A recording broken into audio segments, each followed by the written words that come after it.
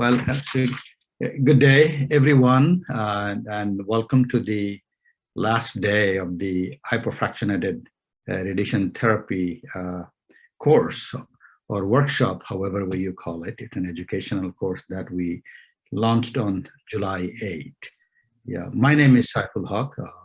I'm a professor of radiation oncology and director of medical physics at EPMC Hillman Cancer Center. Yeah, we launched this course. This was an 8-week course, and as I mentioned, we launched it on July 8.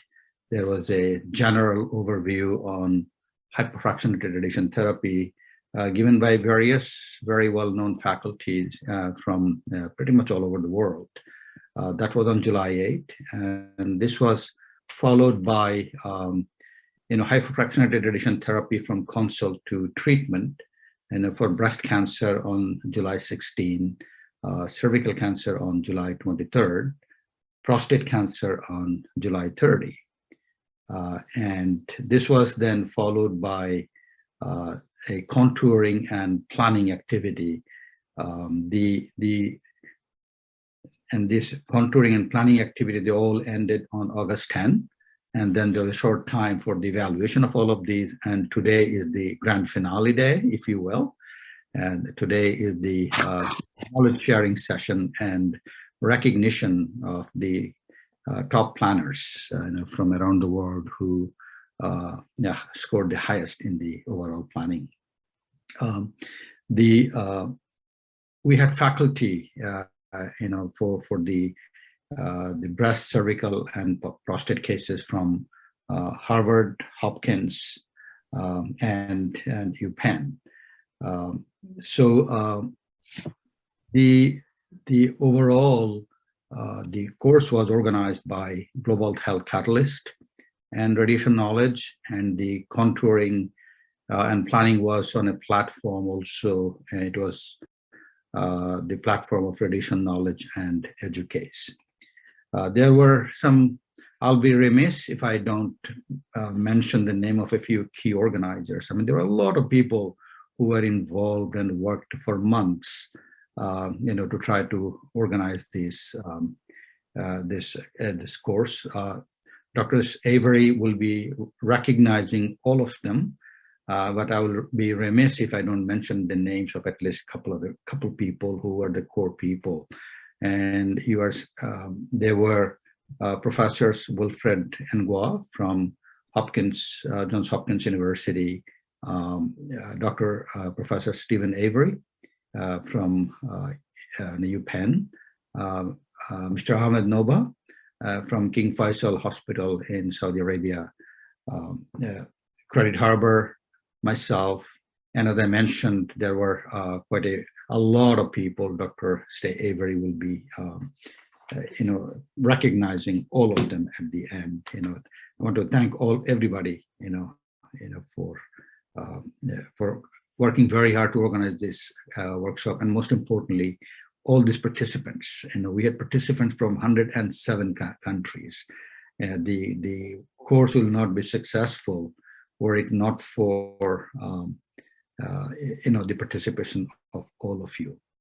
Just a couple of info about the statistics. There were a total of 1,578 registrants from 107 different countries, and the total number of participants for the breast session were 235, cervical cancer 133, prostate cancer 115, and the number of participants for the planning activity was 1,345, and the total number of plans that were submitted were 127. So there were, and the total number of contours that were submitted was 133. So there was, I would like to think that, really, this was a very the resounding success, at least from our perspective, as I would say it. And one thing that COVID helped us, that we learned, is that we were able to reach out to all of you, through this, virtual, session. So, thank you again, and I'm not going to take any more time. And enjoy the last day of the session. And please be rest assured that we will be launching similar activities in the future also. And we would appreciate your feedback and your comments and what you thought about the course. And we'll very much take some feedback from you, some where you think that we could have done better. Maybe it'll be great if you can put those in the chat. And then also we'll be looking forward to seeing you again in the future. With that, and I think the next person on today's agenda is Dr. Credit Harbor. Thank you very much, Professor Saiful. Yeah, I just want to quickly review the contours. I'm not going to show, I think there were many participants, so many of you did some contouring. And basically what the system did was compare the contour you all did to the standard contour, what we call the expert contour. We had some experts do some contouring for prostates for the various OARs and for the treatment planning. Okay, so anyway, by way of introduction, I'm Credit Irabor. I'm currently the Associate Chief Resident of Thomas Jefferson University in Philadelphia, in Pennsylvania. I was originally born in Nigeria, so I did my medical training in Nigeria before doing my radiation oncology residency here in the US. And I'm very happy to be part of this, and I appreciate your time and participation. So I will go ahead and quickly share the screen. I already have it open here. So we use the Educase platform. I will not be showing the volume that you all did. I'm sure you can, if you have access to this and to what you've done, you can compare this to sort of the standard. So for prostate contouring, I'm sure you already all know, this is just a reiteration. You basically have to contour the prostate and then you contour the seminal vesicle in this case as well. Your clinical target volume, at this point, we're doing the CHIP protocol. You were treating to 60 gray in 20 fractions. So because it was a high-risk patient, we're going to just treat the entire prostate and seminal vesicle. Typically, the case study we have, if I pull it up here, essentially, we're looking at the case study. We had a high-risk patient. He was a Gleason 4+4, which placed him in the high-risk category. So for high-risk patients, you oftentimes want to treat the prostate and seminal vesicle. There are some centers that would discriminate and say, hey, we can just treat just 2 cm of the proximal 2 cm of the seminal vesicle, or we can, some persons may even argue they don't want to treat the seminal vesicle, but we're sort of very clear because we wanted to, have it very straight. So we just said you treat the prostate and seminal vesicle in this case. So a couple of key structures you want to be sure of when you contour the volumes. You want to be sure first, you want to contour the prostate. And how do you get the prostate? The prostate is best seen on an MRI, but in this case, we had a CT, and we know very well that MRIs are usually not available in low and middle income countries. And CT, you can also do that with the CT, but it's just a little bit harder. To be able to get the prostate on CT, what we typically do is the first thing we want to contour out is the penile bulb, because the penile bulb is usually very obvious. So you have this structure here, this triangular structure as a penile bulb. And if you look at it from the longitudinal view, as well as the transverse view, that would help very well. So the penile bulb, this is actually still part of this. Okay, sorry. The penile bulb actually begins as a triangular structure, just, in front of the rectum. And this is the rectum. So you have this structure just right here. It's triangular in shape, or what we call pear shape, and which is why we call it a bulb. And then you find it disappear. If you scroll higher than that, you will see the prostate as a very small, the small glandular beginning of the prostate. Now, if you are not able to see it, there's a measure we use. We typically want to just go 2 to 3 slides, actually 2 to 3 slides. Some will say 4 to start to have the apex of the prostate. 2 to 3 slides up from the penile bulb. So you could have 1, 2, 3, something of that nature. But that's just a rough estimation. However, if you have to strain a little to be able to see the prostate right here, the apex of the prostate just beginning. One of my teachers, an old teacher of mine, did tell me usually you should know you are dealing with the prostate the moment you start to see the phallus. But that's just like, you know, not really a standard thing. It's just something he got from experience, I believe. So usually when you start to see the phallus, you know, the phallus of the penis in a man, you know, you're kind of already above the penile bulb and entering the prostate. Anyway, but again, that's not standard. You have to count like 2 to 3 slides above the penile bulb, or you look very well and you would see. And then you contour the prostate. The prostate goes all the way up until the point you start to see the bladder. I think it still goes continuously. Some of it could even like push against the bladder.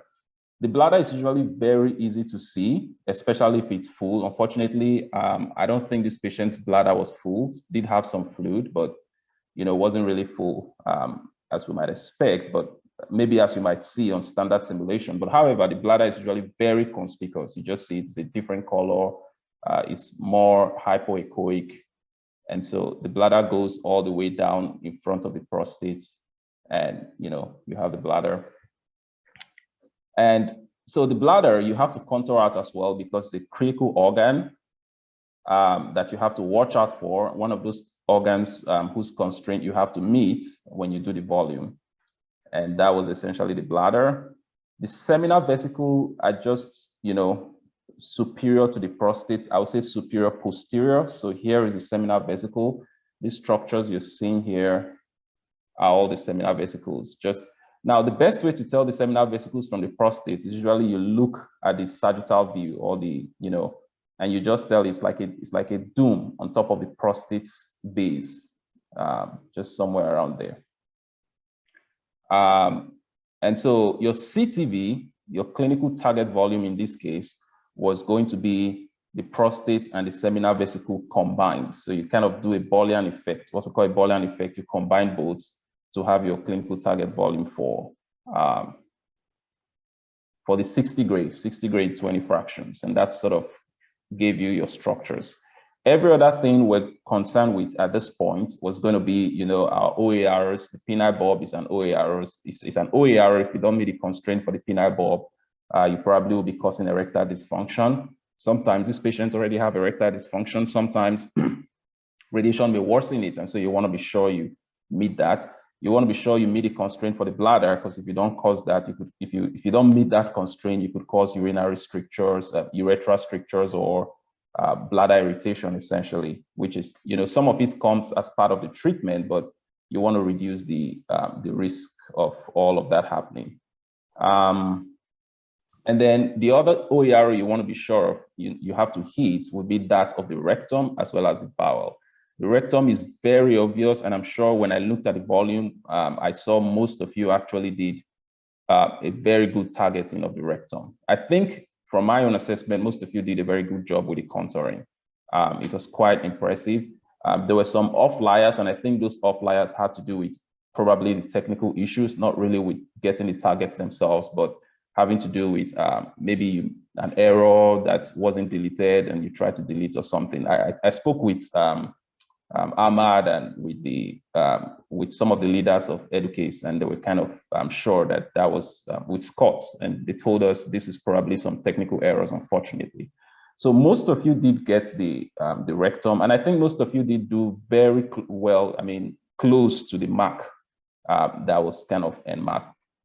The rectum typically goes down, and the posterior end of the rectum is usually the anal verge. You know, typically where you start to see the anus of the patient, and where these fissures going. You know, you have all this fissure, the anus begin, the anal verge, and you go high up with the rectum. It's usually a little bit hard to tell where the rectum becomes the bowel, large bowel, but typically we like to call that junction the cecal junction.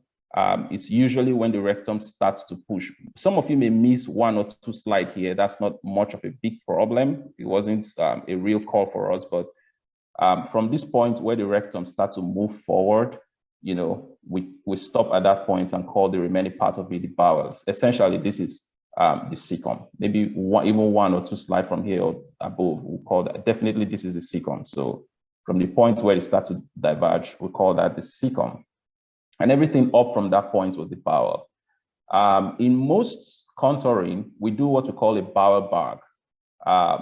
And again, another way to tell the rectum, where you know the rectum ends from the cecum, is you could look at this view, the sagittal view, and the rectum typically ends between S2 and S3, or usually S2, the junction S2 and S3. So this is S1, this is S2. So this plain line here, this is where you know the rectum ends. All right. That again is an anatomic marking, but it's not like a standard rule. Some patients' rectum may just not be that well positioned. So essentially, most of us got that. The bowel, most of us actually try to do the bowel bag, what we call the bowel bag, when we are contouring.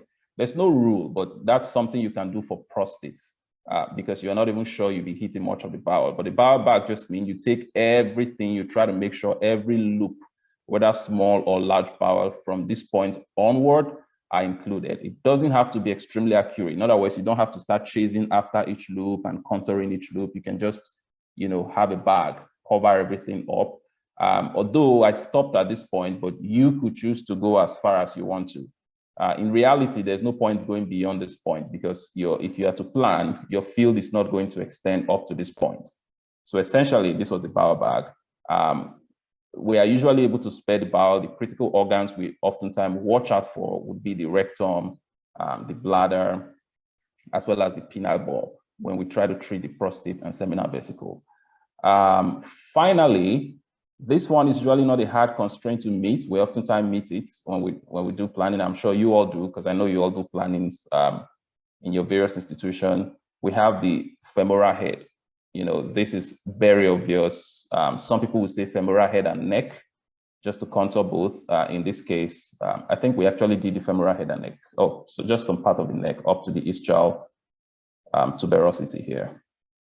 Okay, so femoral head, both femoral heads, we did femoral heads, and this is usually very obvious, just the round thing, the round bulb of femoral head entering into the pelvis.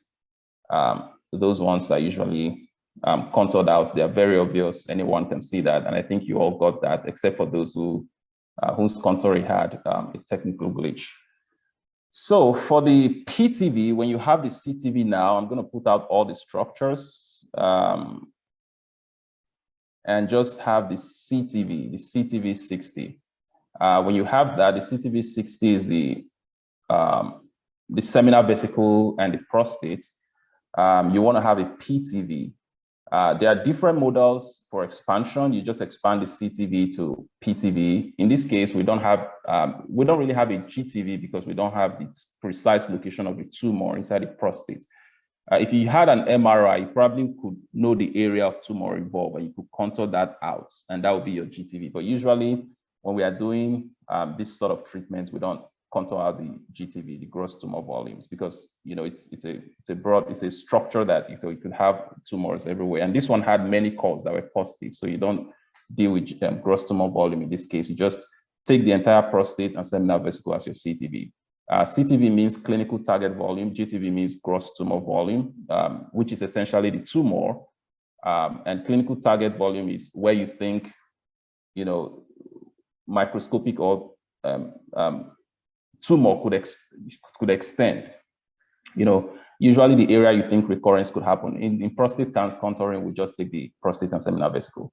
And then for your PTV, the planning target volume, essentially having to do with the planning, that's the target you want to ensure just for planning purpose, because things could shift, positioning could change in course of planning.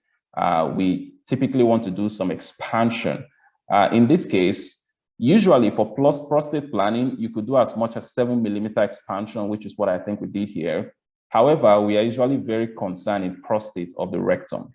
It's not much of a problem when the bladder is not much of a problem in this case, because you can see, especially if the bladder is full, if this patient's bladder was very full, even more of the bladder will be out of this volume, this planning target volume.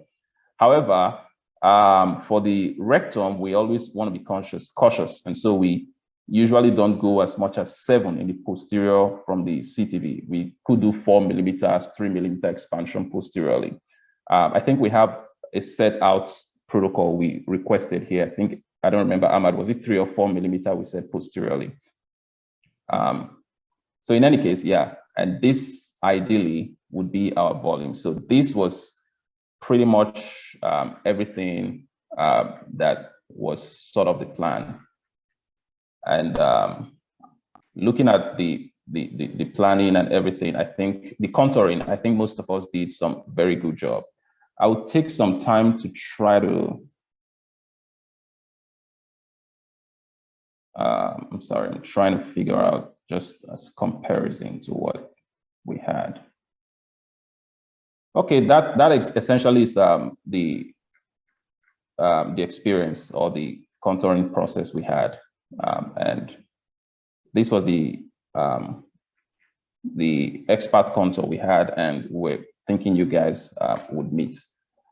So we had, before I go ahead and, before we discuss further, I think Ahmad may take over from this point and discuss your results. And then I may as well answer as many questions that comes up.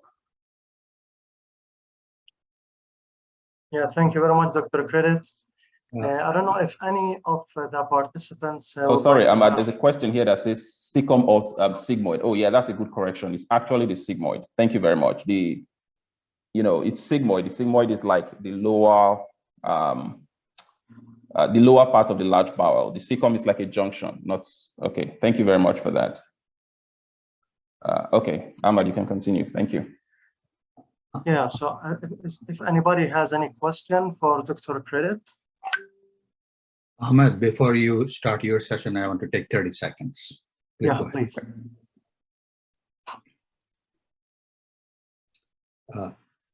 So if credit is done, I just want to take 30 seconds to just make a comment. I realized that I did not recognize a very important person who was one of the key organizers. I thought I did. That's Dr. Katie Graff. Her face was right in front of my eyes on the screen. So I wanted to recognize her also. She was also one of the key people in the organizing the hyperfractionated radiation therapy, the workshop. And she is the vice president of BVGH. Sorry, Katie, I thought I mentioned your name, but I realized that I didn't. Thank you. Okay, Ahmed. Yeah, so let's see if anybody has any question for Dr. Credit. Okay. So no further questions. Okay. Okay, so let me share my screen. And can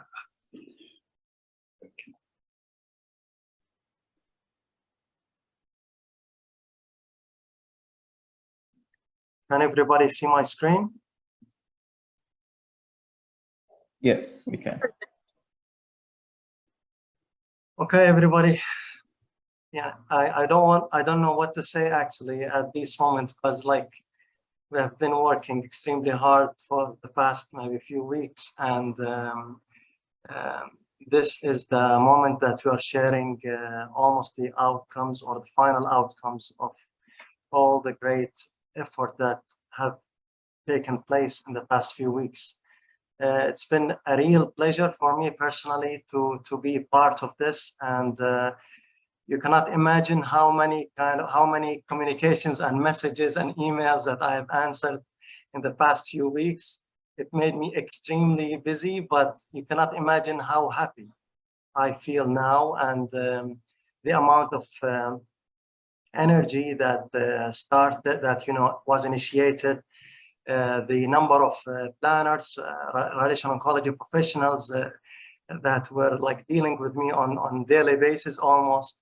I knew many participants' WhatsApp number now, and my WhatsApp number is almost all over the world now. So I'm extremely happy to be with you guys here today to share with you some of the planning activity outcomes. Thanks to Dr. Credit, as he introduced the contouring activity outcomes, as well as he described some of the contours homeworks. And in my talk today, I'll be discussing with you the planning activity. And this will be the outline of my talk today. I added some kind of introduction because there are some participants who are joining us maybe for the first time. So I think it's maybe important to introduce them a bit on the event. So I will start with some introduction to share with you about the radiation knowledge journey, and then I will start with the 2022 premier hypofractionated radiotherapy event in general and with stats as well. Then after that, I will be discussing the planning competition details, and then we will be sharing with you some important announcement related to the top 50 planners. And then we will announce the winners and the prizes as well. Then we would like to share with you some comments or points from organizers to participants, and at the end, some acknowledgements. So that's been our journey with radiation knowledge. It was initiated in December 2015, and in 2016 we had our first radiotherapy planning competition, which was left breast case. Then in 2017 it was a second planning competition with head and neck nasopharynx. Then 2018 we had actually 4 planning competitions. In 2019 we have 1 planning competition, which was bilateral lung case. And in 2022, we started our first educational and planning activity event with the SARC community and radiation and oncology club from Bangladesh. And in 2022, we started the first global educational and planning activity event that actually moved us to the totally different level of sharing the knowledge. We are not only doing it using planning competition approach only, we added an educational component so that we can have almost the end-to-end content coverage, so that participants will not only have only the clinical or technical aspect. The participants will also be provided with background and some clinical details that are shared with experts worldwide. And of course, I'm asking you here to wait for the 2023 event, so please stay tuned. We will announce it hopefully in the coming few weeks. This is like a radiation knowledge community growth. I remember when we started, my chairman, Dr. Bilal Muftah, he told me it will be great if we could have only 20 participants. That would be a big success, because we didn't expect that people are really hungry for such kind of activities that can link people worldwide, radiation therapy professionals worldwide. And we just did our best, and it was a simple website that my colleague in the hospital created to create the left breast case. And it was just very simple in the beginning. So when we started, we were surprised in the first 3 weeks that the number of participants reached 400, and they were from 55 countries. That was a big success in our opinion. And we said, oh my God, so there's something good that we need to move on and continue our journey. And in 2017, the community increased to close to 1,700. In 2018 and 2019 and 22 and 22, as you can see, we could reach 6,000 participants from more than 107 countries.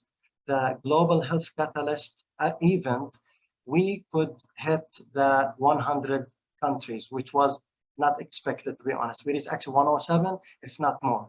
So that shows you the importance of how we really need to have a platform that can link all professionals worldwide on a certain problem, so that they can all share their practice, and people in developed countries can share their knowledge with those in low and middle income countries. And also on the other hand, we are opening such a platform to allow the talent of participants coming from low and middle income countries to show their skill, to show their talent to people worldwide. And as you can see in the top planners list, you will be surprised by the number of participants from the top 50 list, top 50 planners list, that were from low and middle income countries. This is our conventional approach in the beginning when we started until 2019. So it was simply a planning challenge competition, which is simply we have a CT structure, a CT image and structure set, and then we have dosimetric criteria. Then we share the package with planners worldwide. Then we evaluate then the planners will download it to the treatment planning system. After that, they will submit their performance, and then we will evaluate the performance and select the best planners or the best plans, and then we will ask top planners worldwide to share their planning tips and tricks with the rest of the world. So this was our approach, which was simply just to develop the planning skills of the planners. And after that, we developed it to a bit more advanced, which is going to be the current, and we already started doing it in global health events. So in the beginning, we will have an educational event that included lectures from experts. Then we will be having some kind of discussion, quality and question and answer, and then we will have pre-assessment survey. After that, we will have the contouring and planning activities that will start with contouring, and then as Dr. Credit showed you, there will be a case that will be shared with all planners, with all radiation oncologists and also planners worldwide. They will start contouring it, and then we will evaluate that. Then after that, the planning, they will download the plan and download the planning guidelines. And then after that, they will submit.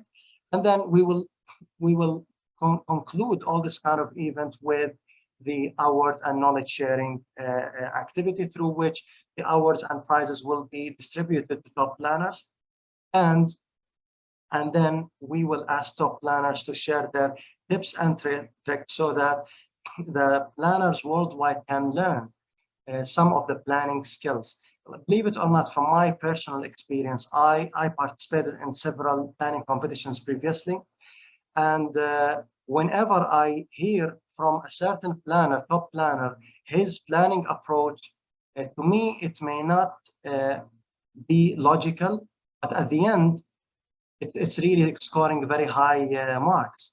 So this shows you that the important, it becomes very useful for me that I start looking at the planning system from totally different perspective, from how those planners are thinking about the optimization objectives, about the arc geometry, about the contouring or optimization contours.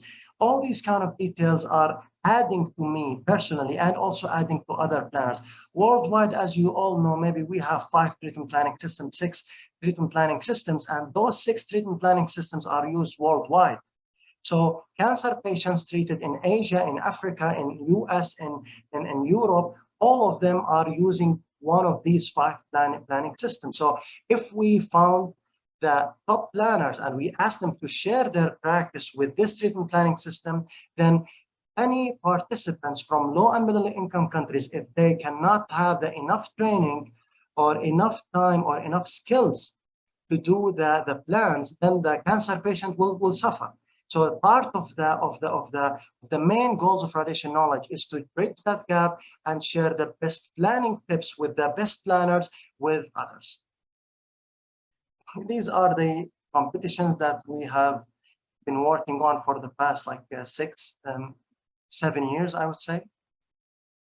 And now let's start with our main activity today, which is the Global Health Catalyst. And the number of participants, actually, the number of registered was 2,200, but when we actually filtered out all the details, as Dr. Saiful mentioned, we had close to 1,600 unique participants. Some of the participants were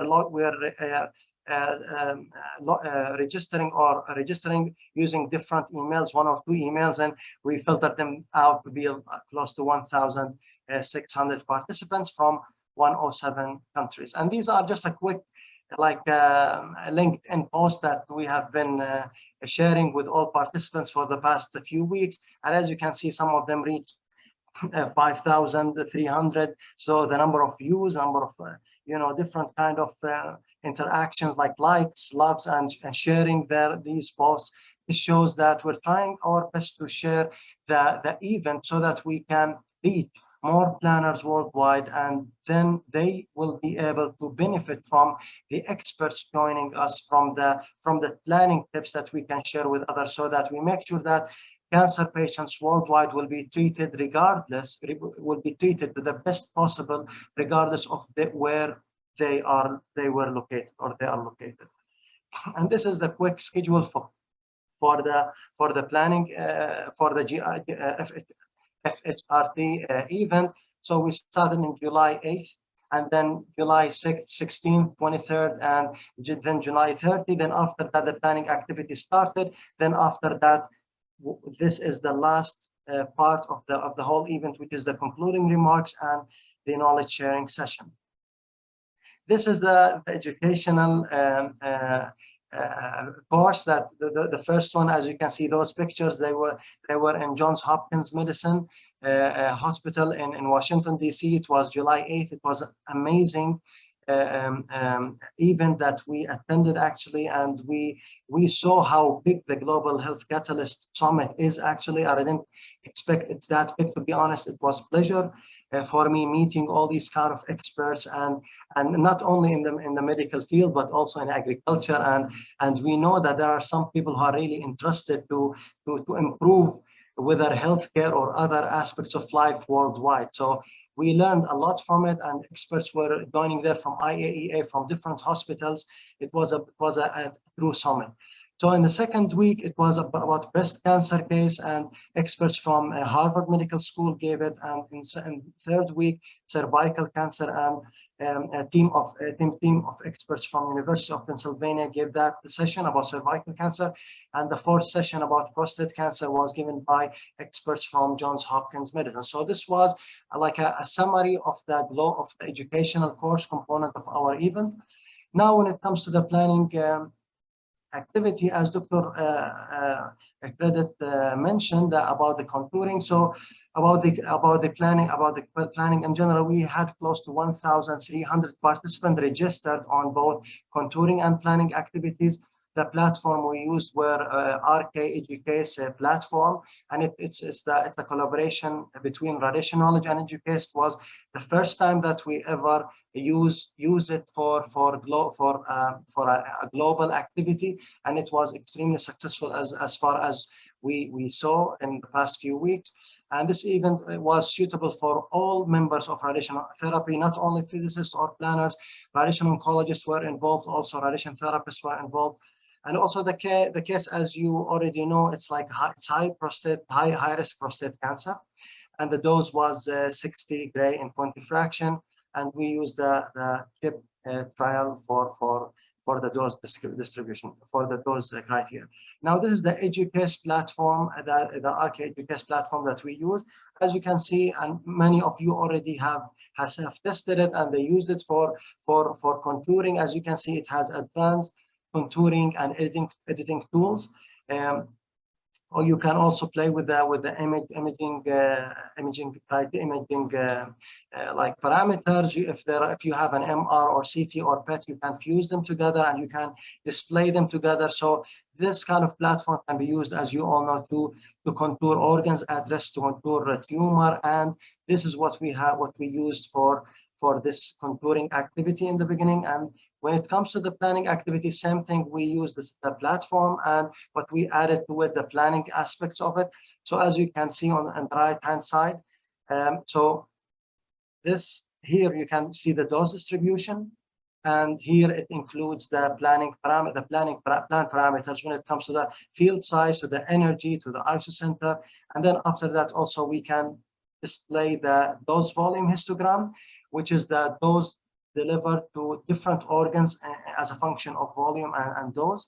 And then after that, we have the plan scoring in a format of web-based format, or also you can have it as a PDF. So from A to Z, so the planner can use the platform to contour, and then the planner will upload his or her plan to the platform, and then the plan will be evaluated based on the dose criteria that we provided.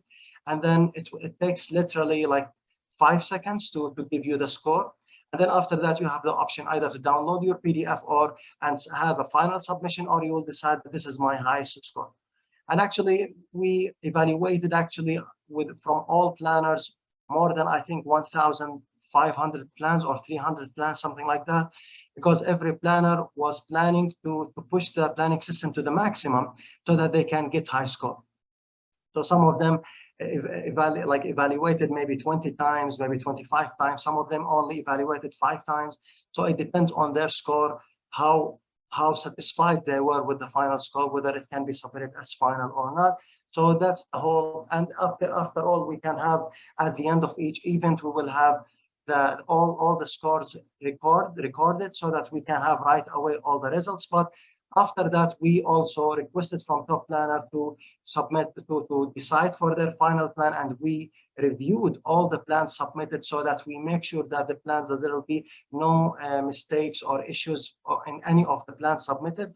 As you may know, or planners know, we included some extra criteria, not only the dose distribution. We want also to test the practicality of the plan. You can get a plan that may score 100, but when it comes to the delivery, it cannot be delivered on the machine. So the goal of this event is to make sure that the plan is highest quality and also can be delivered. So that's why we reviewed all the submitted plans, and based on the scores, based on the deliverability and practicality of the plan, then the top planners and the top 50 planners list were selected.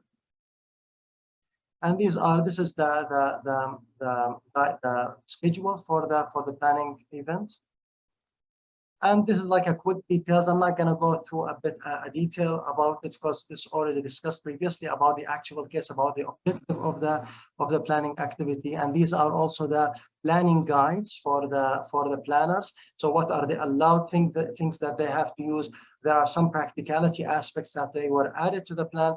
And there are also some kind of, aside from the dosimetric criteria, if you are using IMRT, if you are using VMAT, we did not allow chromotherapy or CyberKnife or other advanced modalities because the focus was mostly on the low and middle income countries. So we tried our best to provide them with, allow only the plans that or the systems that they already have, so that they don't feel that they are left away. And these are the dosimetric criteria for the planning activity. As you can see, there are some objectives for the target, for the tumor, and there are some objectives for the bladders, and the total was 100 in terms of overall points. So that's I would say, like a quick summary about the activity. And I think it's the time now to start with the time that everybody was waiting for. And the planners were asking me, like, on daily basis after they had their final submission, they're trying to asking me a few questions about, how much, what's the highest score, what was my score, we're friends, so can you tell me? Then I said, no, I would never speak about anything about the score, so just let's wait. And all of them are actually waiting for this moment, and we're really happy that we reached that far. And when it comes to I would just mention quickly about the prizes that we decided to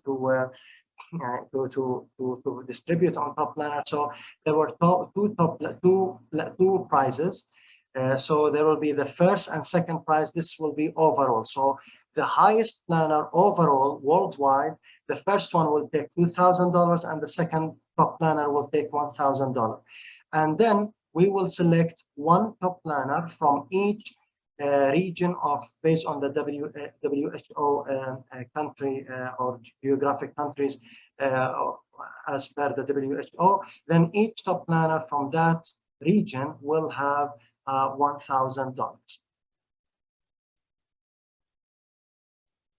So these are the announcements. So I will start with the top 50 planners worldwide. And as you can see, like the first is from Switzerland, Simon Heinze, and you have many from India, Malaysia, Slovakia. You have Colombia, you have Brazil, you have Switzerland as well, you have Ecuador. So as you can see, this is the beauty of it, that all those planners, maybe some of them are participating for the first time in their life, but they push themselves to the limit, and they could be among those top 50 planners. So this is the first list of the top 50. So, and this is the second list of top 50. And as you can see, there are many good scores. So I would say any planner who scored above 98, this means that you are a qualified and you really understand how to push your system to the limit, and you know how to use your treatment planning system. So if you were not from the top planners list, or you're not announced today, don't feel bad, because you did really well.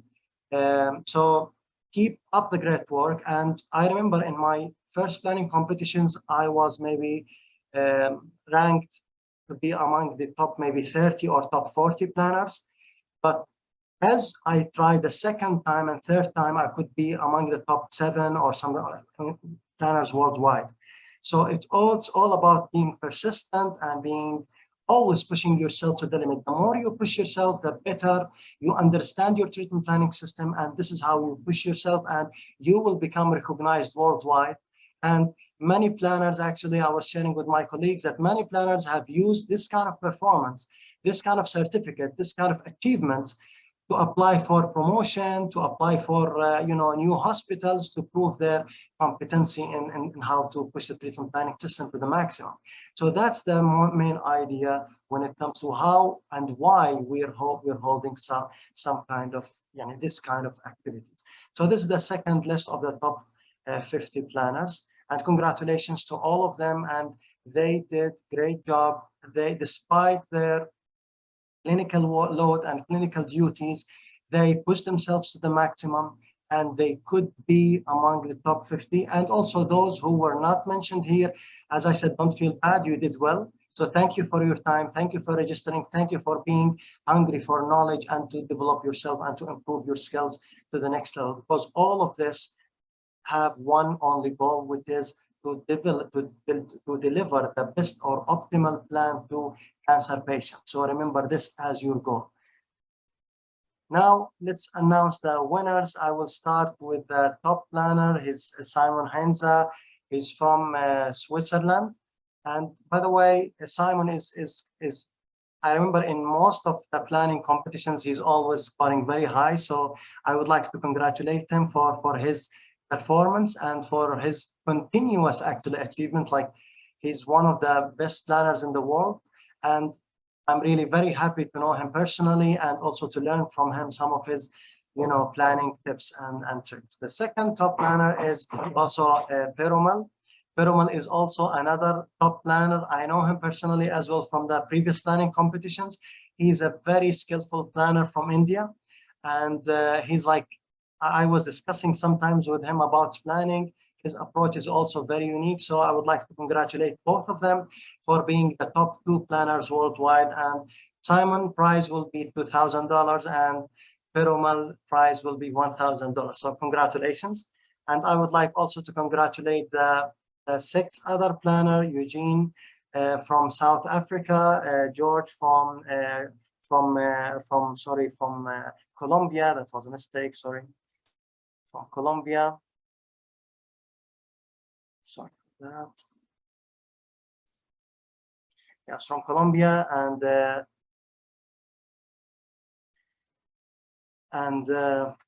Dainson from India, and Liang Su from Malaysia, and Amin Lotmani from Morocco, and Roy Silva from Switzerland.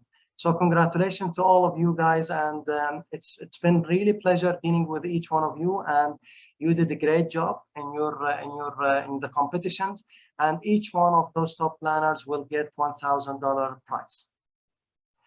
Now, after concluding this, I would like just to share with you like one last slide about important to know, and something that we as organizers would like to deliver, or a message that you would like to share with us. So in the beginning, I would like to thank all of you very much for being part of this success story. It's been a great pleasure communicating with each one of you and reaching this end.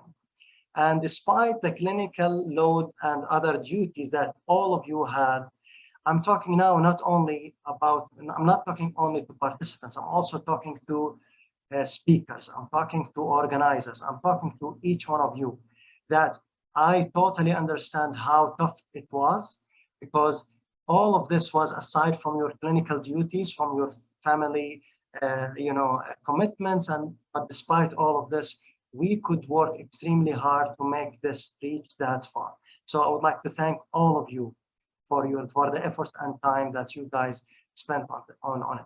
Now we will send a link for all participants who registered and who are interested also, if they could not be part of who could not actually be part of the live sessions. We will send the link that includes the lectures and recorded sessions for all participants. But the issue that if you are watching these videos for the first time, you will be asked to fill an assessment sheet, pre-assessment sheet, and then after you watch the video, you will be asked to fill a post-assessment sheet so that we can try to quantify the amount or the level of knowledge that you already acquired. And the participant will be asked to, sorry, this is replicated. And one thing that I would like to say, that when it comes to communication between organizers and participants, like, I tried my best actually to contact each participant if we faced any issues with each one of them. So the only means that we have was the email. Okay, so email address was the only way that we could, communicate with participants. Then we tried our best in all of the presentations to share my WhatsApp and emphasizing that please open your email in case you were asked to do something, please do that. But unfortunately, and a part of the difficulties that we faced was based on our statistics that maybe 60 to 70% of participants could not or did not open their email. So there may be many reasons for that. One of them, maybe they are busy. Others, maybe our email may be sent to, and they will, reach to their junk email or spam email, so they may not be able to communicate with us, get back to us. So if we are asking them about certain things that we want from them, it will be a bit difficult to communicate with them. So that's why we tried our best to reach you through WhatsApp, through LinkedIn, through Telegram. Sometimes we called them based on the mobile number that they provided.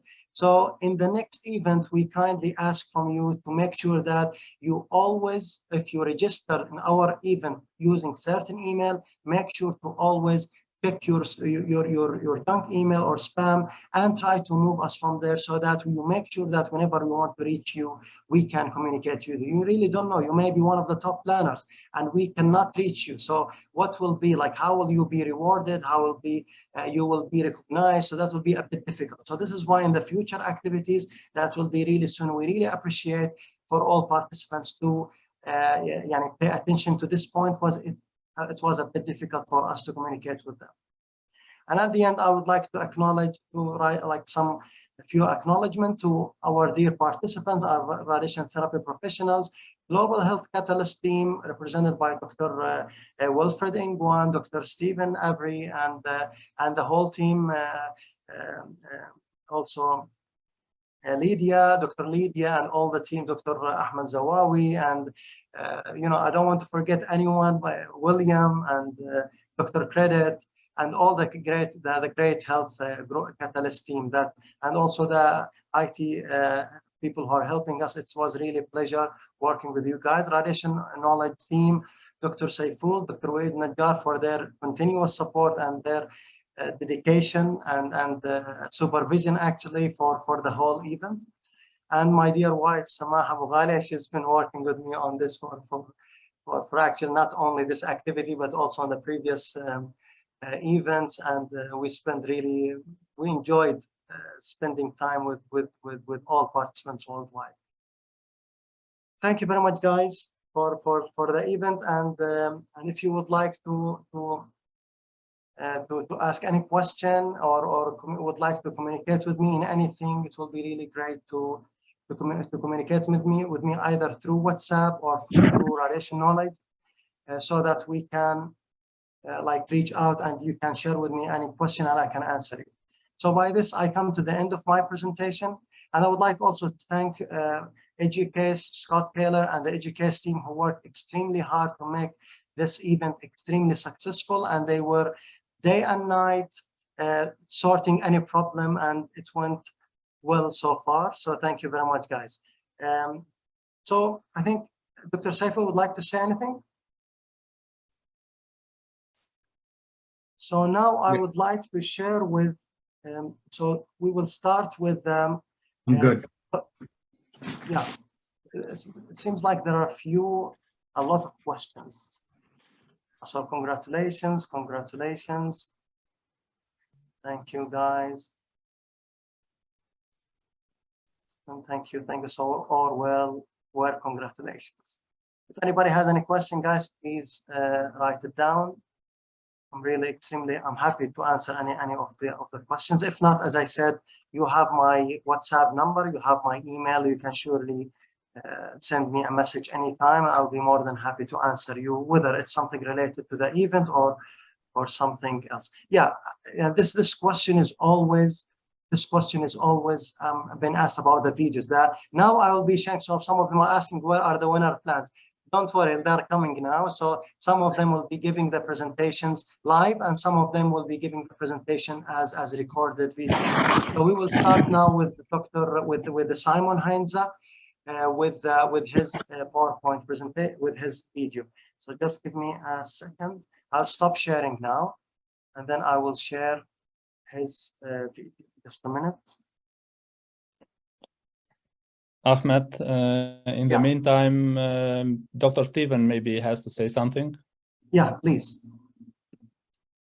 Sure, yeah. So I'm going to give some of the closing remarks. I think this has been just a very inspiring session. I know, like Ahmed said, there's been a lot of work that we've been doing, and some days have been good, some days have been not so good, but in the end, I feel so inspired, you know, by just the numbers and just the participation. For people who may not know, I'm Stephen Avery. I'm an associate professor at the University of Pennsylvania in the Department of Radiation Oncology. I serve as co-director of the GHC along with Will Ingwa, who is the founder of the GHC.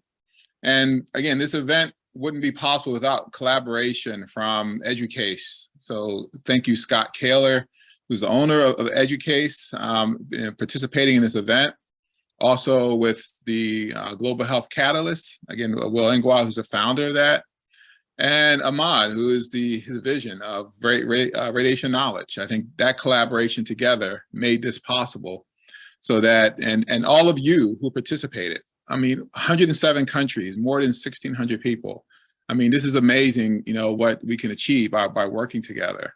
So first, I just want to give a moment for a couple of people to say some brief comments. Professor Ahmed Elzawi, who's the chair of the GHC Win-Win Initiative, and also Katie Graff from BVGH. I was just like both of them just say some brief comments as part of the closing. Maybe Professor Ahmed, if you would like to go first.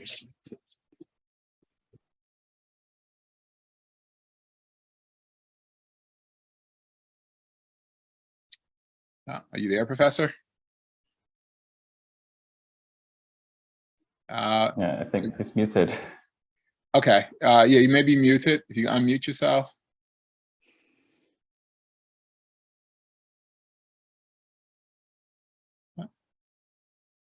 So maybe Katie, maybe you can say a few comments first, and then we can come back to Professor Ahmed. Sure, and thank you, Prof. Avery. So thank you, everyone, and congratulations on the wonderful competition scores. I think we all know that cancer is the leading cause of death worldwide, and it's a disease that requires an approach, a multidisciplinary team of members that really need to have a passion for healthcare. And I think this hypofractionated radiotherapy course is an important approach that demonstrates not only the dedication of these, but also the importance of novel approaches that can save lives as well as do so in a more efficient way. And so I want to thank everyone for their participation in the course. This really does demonstrate your commitment to your cancer patients. And so I just thank you for that. And also thank you to the organizers. This has been a really fantastic course. And I look forward to hearing what's going to happen in 2023. Thank you. We have Professor Ahmad now. He's still muted. Okay, so we'll come back. He may just be stepped away for a second. So first, I think that if we look at the course, the first day really set the stage. So we want to thank Jeff Milkowski, the president of ASTRO, and May Adel Wahab, who's the director of the Division of Human Health at IEA, and also professors such as David Kerr, Ahmad El-Zawai, Mac Roach, Saiful Huq, Falik Ngoma, Adi Joseph, Abba Malowam. Again, they kind of, set why is this important? Like, why should we really do this? And what will this initiative, what impact will it have? We also want to thank all the instructors from Harvard, University of Pennsylvania, and Johns Hopkins for taking their time to prepare the presentations, to answer the questions, to give feedback to all of the participants, helping them to understand kind of how I want to plan and what are the important aspects of planning too. We'd like to thank our organizing committee who met faithfully every Saturday. We coined the term Global Saturday because that was the day that we came together to discuss all of the the activities that we were doing, and also really there's a lot of people behind the scenes that really make it work. We can plan things out, we come up with an agenda, but to put it into action and make things look so smooth is really the work of people such as Bill Swanson, Cordelia Baskett, Katie Graff, Sukang Garg, Dr. Credit, Portman. I mean, there's probably many other people that I may not have mentioned, but these people are so important because, like I said, we can come up with the best plan ever, but to execute it and make it look flawless takes work of a really dedicated and really supportive staff. And so we thank them for their time and efforts to make everything look so smooth and make everything look like it's flawless. And also I have to give a special thanks to Ahmed. I mean, it was his vision behind Radiation Knowledge to improve cancer treatment and diagnosis. I mean, it was the motivation, of this platform was to share knowledge among professionals, but really it has expanded beyond that. I mean, that was his kind of initial thought, but you think that the leadership that came together is sharing knowledge on how they can better improve the community. We have all the instructors that worked on the courses. I mean, we're sharing knowledge on how we can improve our lectures, how we can teach better, like for the next course. We have the organizing committee, that came together. Now we're sharing knowledge on how can we improve the contouring and planning, so next time, we can maybe add more to the event. And, we encourage all of the participants also to really share knowledge amongst each other and amongst your colleagues of this event so that, we can bring more people in so more people can take advantage of this. And so I guess before I close out, I just want to see if Professor Ahmad is available. Are you there, Professor Ahmad?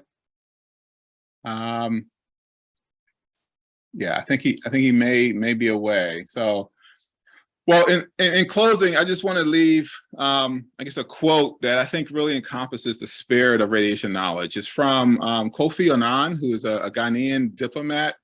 He also served as the 7th Secretary General of the United Nations. And what he said was, knowledge is power, information is liberating, education is the premise of progress in every society and every family. And I think that's really the spirit of what we capture here in Radiation Knowledge. So I want to thank all of you for attending. I hope that you can participate in the next Radiation Knowledge event. And before we close out, I just want to give anyone else an opportunity maybe to say a few comments before we say goodbye to everyone. Sure, Steve. Thanks, Steve. And I just wanted to also recognize Dr.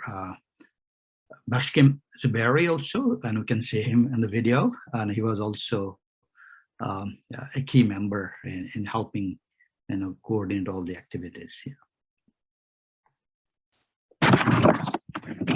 So I think that unfortunately, Professor Ahmed is not available. But with that, I think that we can close out our session.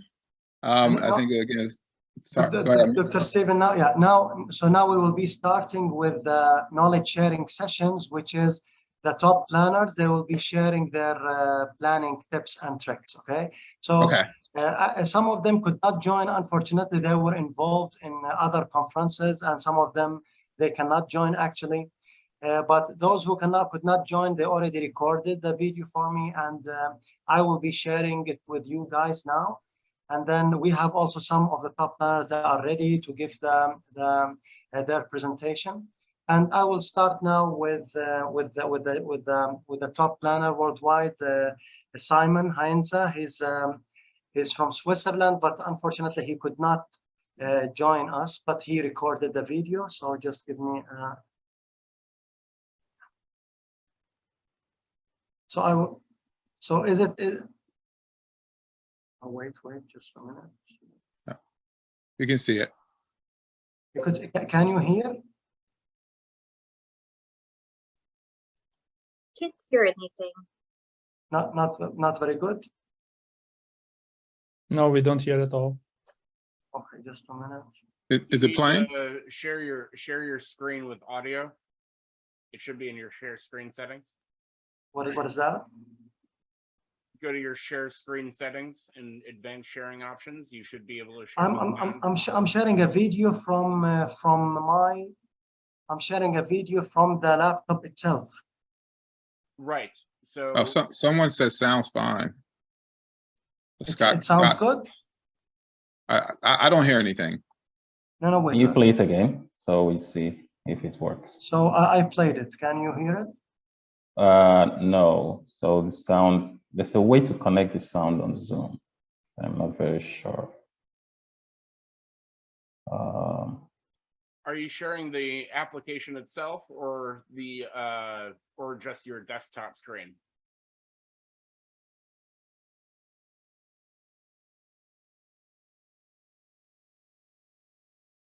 You are muted, Ahmad.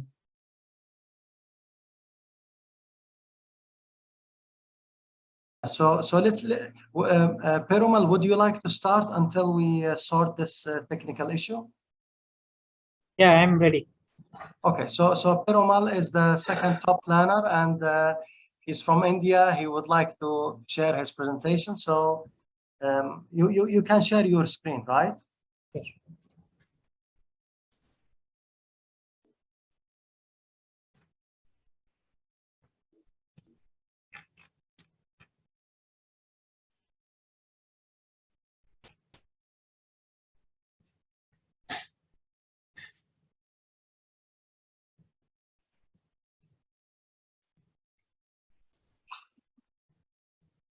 Perumal?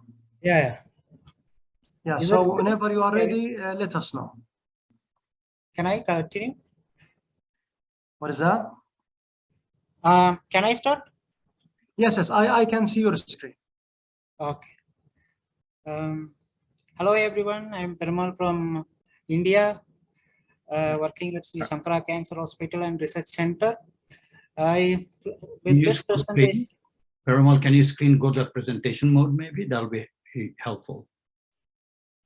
1 minute.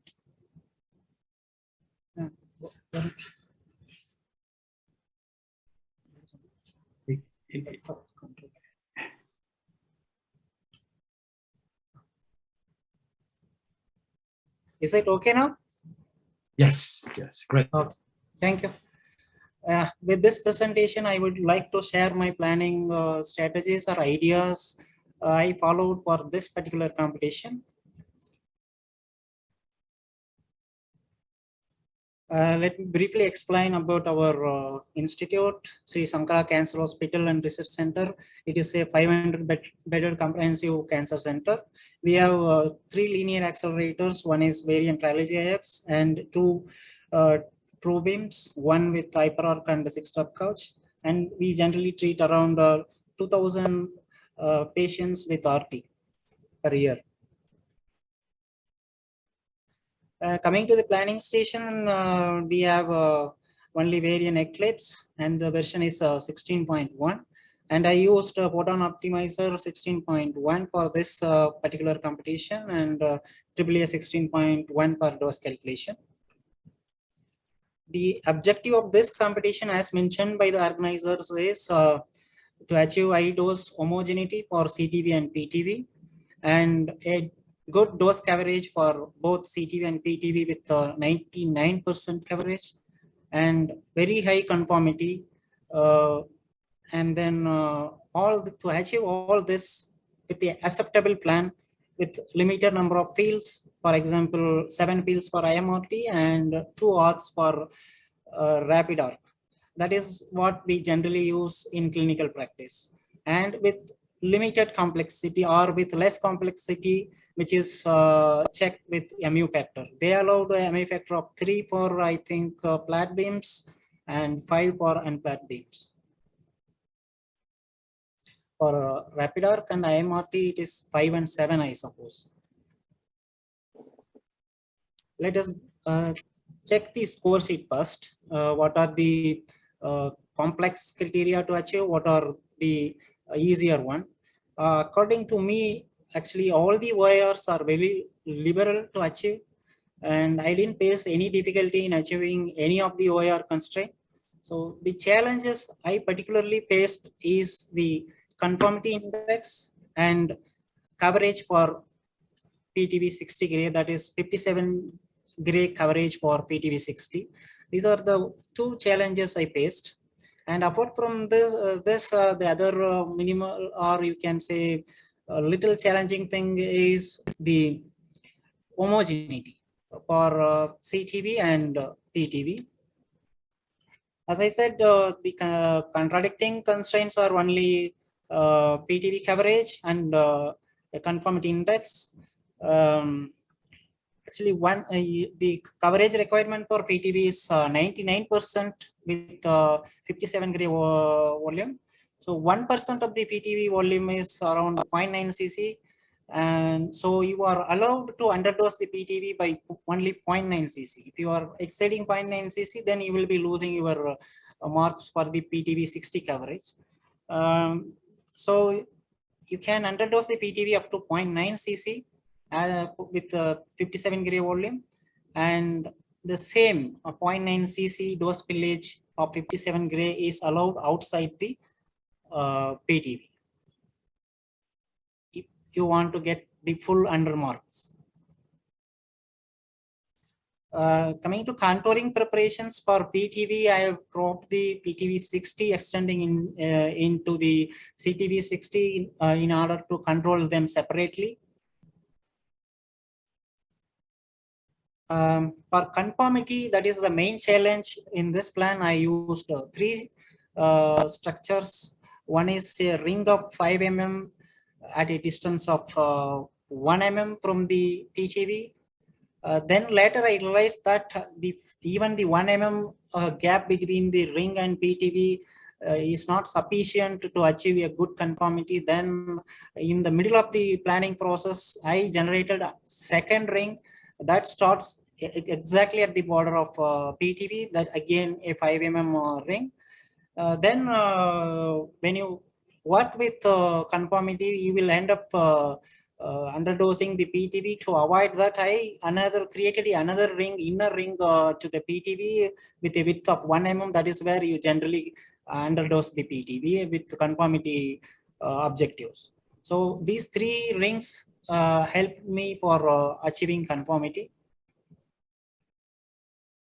Coming to OIR preparations, I segmented the bladder extending into the PTV and rectum into the PTV separately to control them in a better way. This is our regular practice. Maybe for this particular competition, this may not be required. As I already said, the OIR constraints are very liberal, but this is our routine practice. As a part of this routine practice, I segmented like this. Plan parameters, actually I used 10 MV unflat beam with 2 full arcs. Collimator rotations I used is 0-90. You may ask me what is the reason. What I felt is using 0 and 90 gives a good degrees of freedom for MLC modulation. So I generally use 0-90 degree whenever the total target size is less than 15 centimeter, which is the MLC lip span. So when it is more than 15 centimeter, then my collimator selection changes. But generally for smaller targets, I prefer to use 0 and 90. Coming to optimization constraints, again, I'm not going to explain about OIR constraint in detail because they are very liberal and easily achieved. Let me focus on the CTV, PTV, and conformity constraints. For CTV, 100% dose coverage is 0.5% more than what is set by the plan constraint. That means this 60 gray is what set by the organizing committee for 99% volume. So instead of 99, I used 100% volume, and the dose I used is 60.3, which is 0.5% more than what is set. Then again for upper objective, it is 60.7. It is 0.5% less than the upper objective set by the organizers. The same is for PTV as well. Here you can see PTV 60 gray. I used 57.3. It is approximately 0.5% more than the 57 gray. And upper objective 61.2. It is approximately 0.5% less than the 61.5 limit set by the committee. So conformity, I used, as I said, I used 3 conformity structures. So the conformity 1, this is what I initially used, which is at a distance of 1 mm from the PTV. The upper objective is 0%, so to not receive more than 56.8 gray, and a 2.5% volume, not more than 56 gray. In the middle of the process, I realized that this is not sufficient to get better conformity. Maybe a 0 margin conformity structure is required. So I created a 0 margin conformity structure that is conformity 2 with a ring thickness of 5 mm. And I have set 0% should receive not more than 57 gray. You can ask me in other places, it is very tight. Why it is exactly 57? This is what the limit set by the organizing committee. But sorry, because the ring volume is just 5 mm, the volume is very small. So if I give, for example, 56.8, as in the case of a previous ring, it may underdose my PTV. So I thought, let me stick to 57 gray.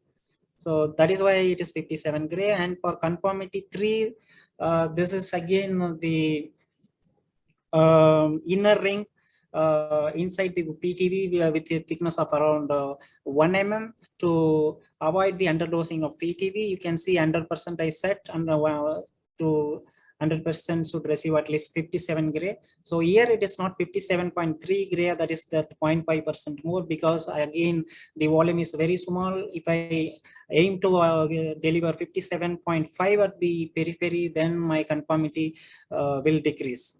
So I ended up using 57 gray.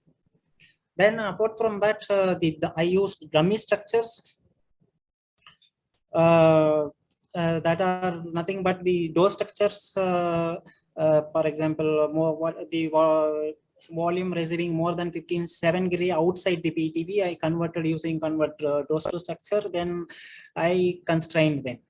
There are so many dummy structures like this. Just I present only one here because the constraint is same for all other. Again, this with this screen I shared because I wanted to show you what settings I used.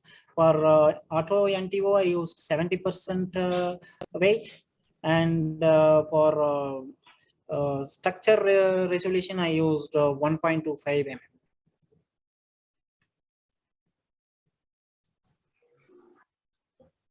mm. This is the DVH I got. You can see the femoral head doses are very less. and that is very easy to achieve. And bladder rectum, as I said, that is not at all complicated.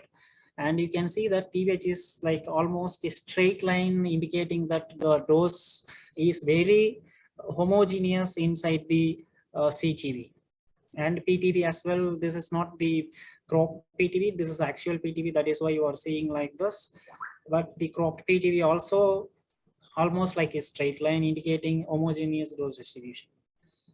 This is my score sheet. You can see that I could achieve all these constraint except 57 gray confirmed index. Though the results show it as 1, it may be due to the second digit or third digit. My score is only 4.96.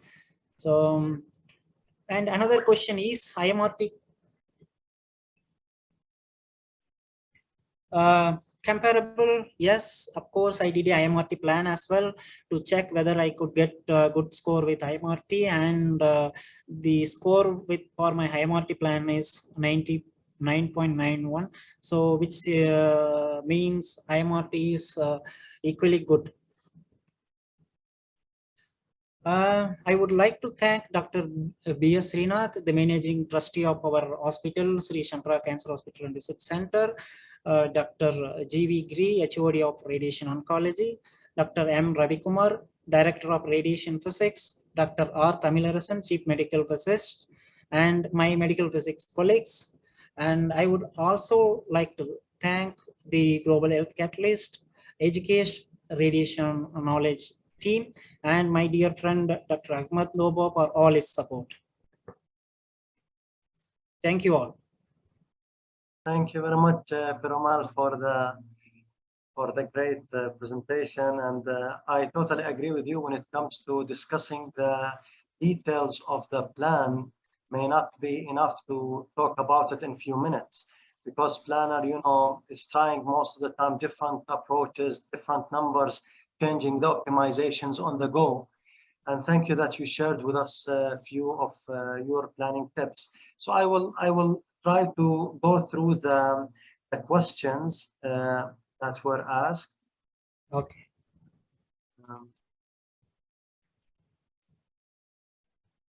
So like a question about, you know, using Monaco versus Eclipse.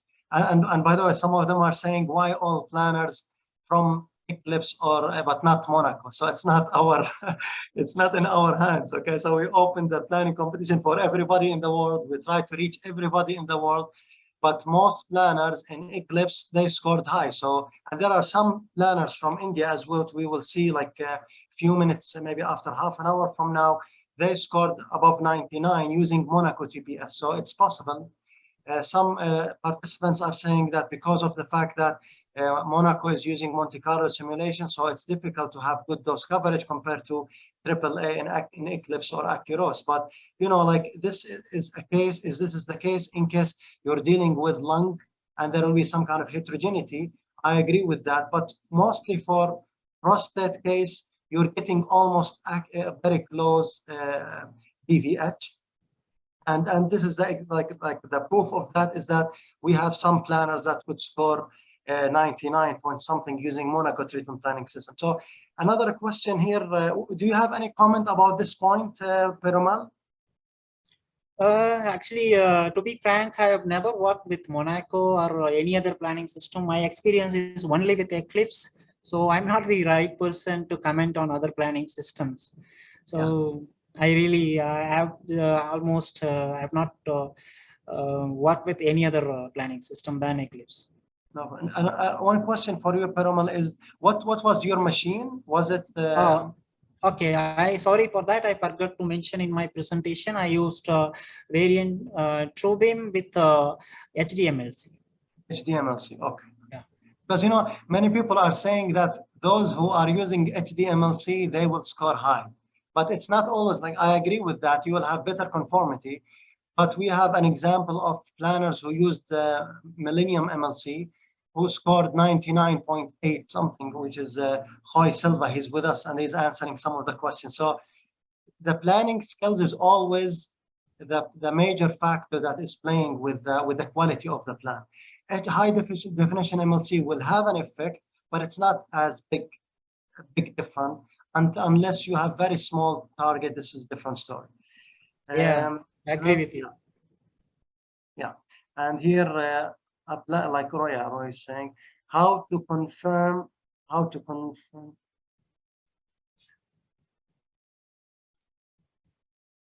So Hoy Silva is asking, no, Shiva is. I could read that question, how to confirm the target while we are achieving the conformity to the CTV dose max will increase. Okay, he's asking about conformity and hotspot.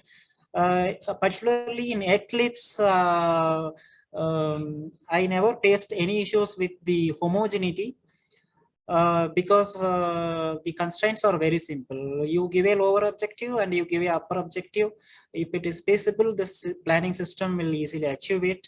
And I don't know about other planning systems. And the conformity, yes, you can achieve conformity by using the ring structures like what I used.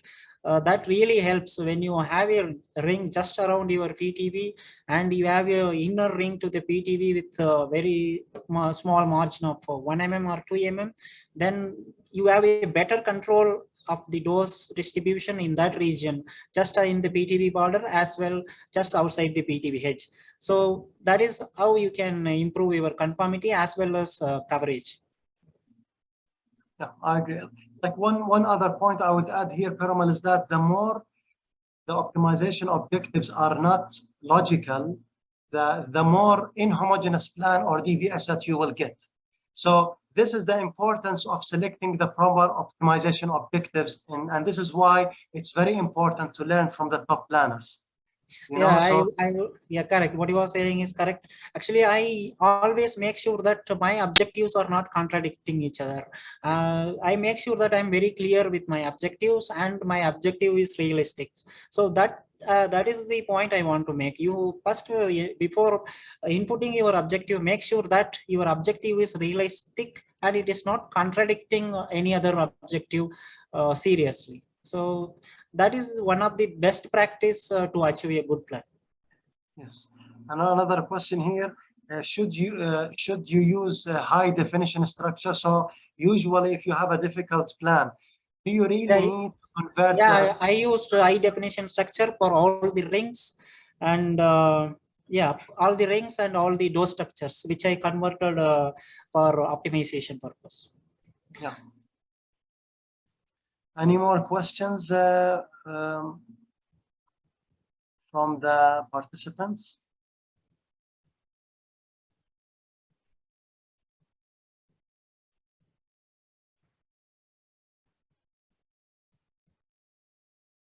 Perumal, how many years of experience you have? By the way, we have the data, but I would like you just to share. Yeah. Sorry, I started my medical physics career in 2008. I think it is around 14 years. I have 14-year experience in the field of radiotherapy as a medical physicist. Okay, and another question here. You show the energy. I think based on your presentation, you use. Yeah, I showed the energy. It is 10 triple F. 10 triple F.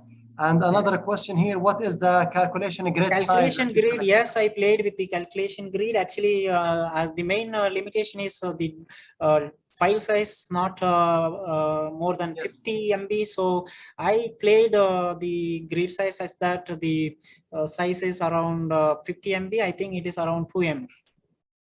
Yes, okay. And any difference in energies used? Like, do you like any difference? Yeah, of course, I planned with another energy, but that is, I think, 6x. Not much difference. I think with that as well, I could have achieved the same score or maybe a second decimal less. I could have achieved the same score even with the 6x. And coming to the MLC, well, again, one more person asked. So coming to MLC, I really have not tried another MLC. I just tried with 0.25. I really don't know, but of course there will be some impact on the MLC size, but I don't think it will significantly affect your plan. Maybe a 0.2 less than what I achieved, you can achieve with even a 5 mm MLC, and 1 centimeter MLC, maybe a 0.5 less.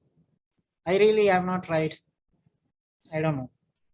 I think there are some papers, by the way, that in literature describe the differences between using 1 cm MLC and 0.5 and then high definition. The major effect will be when you are dealing with small tumors, the conformity for HD, or the smaller the width of the MLC will be the better. And there will be some kind of quantitative differences between using different MLCs.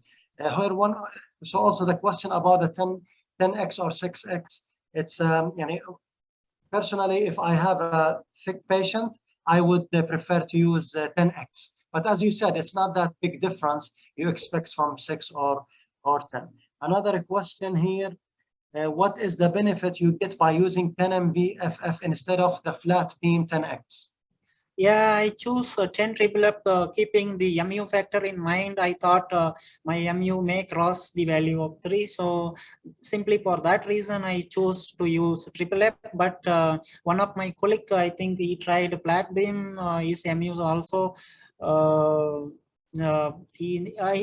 course, I've achieved a 99.96 score with the MU of around I think 870 something with FFF beams. Maybe I could have achieved the same with flat beams as well. So I don't think the 10 FFF and normal 10x will make any difference. You will get almost a similar plan even with 10x. Okay. I don't have any particular reason for choosing 10 FFF except MU factor. Initially, I thought that MU factor, I may cross the MU factor constraint. So I decided to use 10 FFF, but in the middle of the process, I realized that even flat beam would have been sufficient. So other than that, I don't have any particular reason. Okay, thank you very much, Penile, for the informative discussion and nice presentation, and congratulations for your achievements. And we wish to see you in the coming activities, and we really appreciate also your willingness to share your planning tips even after this knowledge sharing session. This is really very highly appreciated. Yeah, sure. I will be sharing whenever you ask. I am open to that. Thank you very much. Appreciate it. Dr. Bishkim, would you like to, Dr. Professor Ahmed is joining now. I'm really happy to have him with us. So Dr. Ahmed, welcome back. And we're happy to have you with us in this last knowledge sharing session. And if you would like to say a few words from your side, will be appreciated. Can you hear us? Yes, I am with you. And really, I am very grateful to all the organizer and panelists, and to all the participants. Why? Because if we speak for decades about increased affordability of better value cancer care and radiation oncology in the world, this will not be achieved except by developing workforce and having very qualified, skillful colleagues everywhere. Radiation physics, planning, radiation oncology is one discipline and not different discipline. So I am very thankful to all who organize this course, and what we would like to see is its impact on patients everywhere in the world. They are all our patients. We are living in one planet, and it is one human family in this planet. Thank you all. Thank you very much, Dr. Ahmed, for your informative and valuable points that you shared. I totally agree with you. And this is the beauty of having a platform that links, or a portal that links everybody worldwide. As you can see, we have experts sharing their planning experience, and everybody is learning, everybody is asking. And not only after this session, not only during this session, with a WhatsApp group, the sessions that we will be hosting like in the few weeks coming, everybody will have the opportunity to chat and discuss the planning tips with other top planners as well. So thank you for your valuable input. Thank you all. Thank you. Okay, so now let's go to Dr. Bell. Can you share the presentation of Simon? Yes, one moment. Yeah, thank you.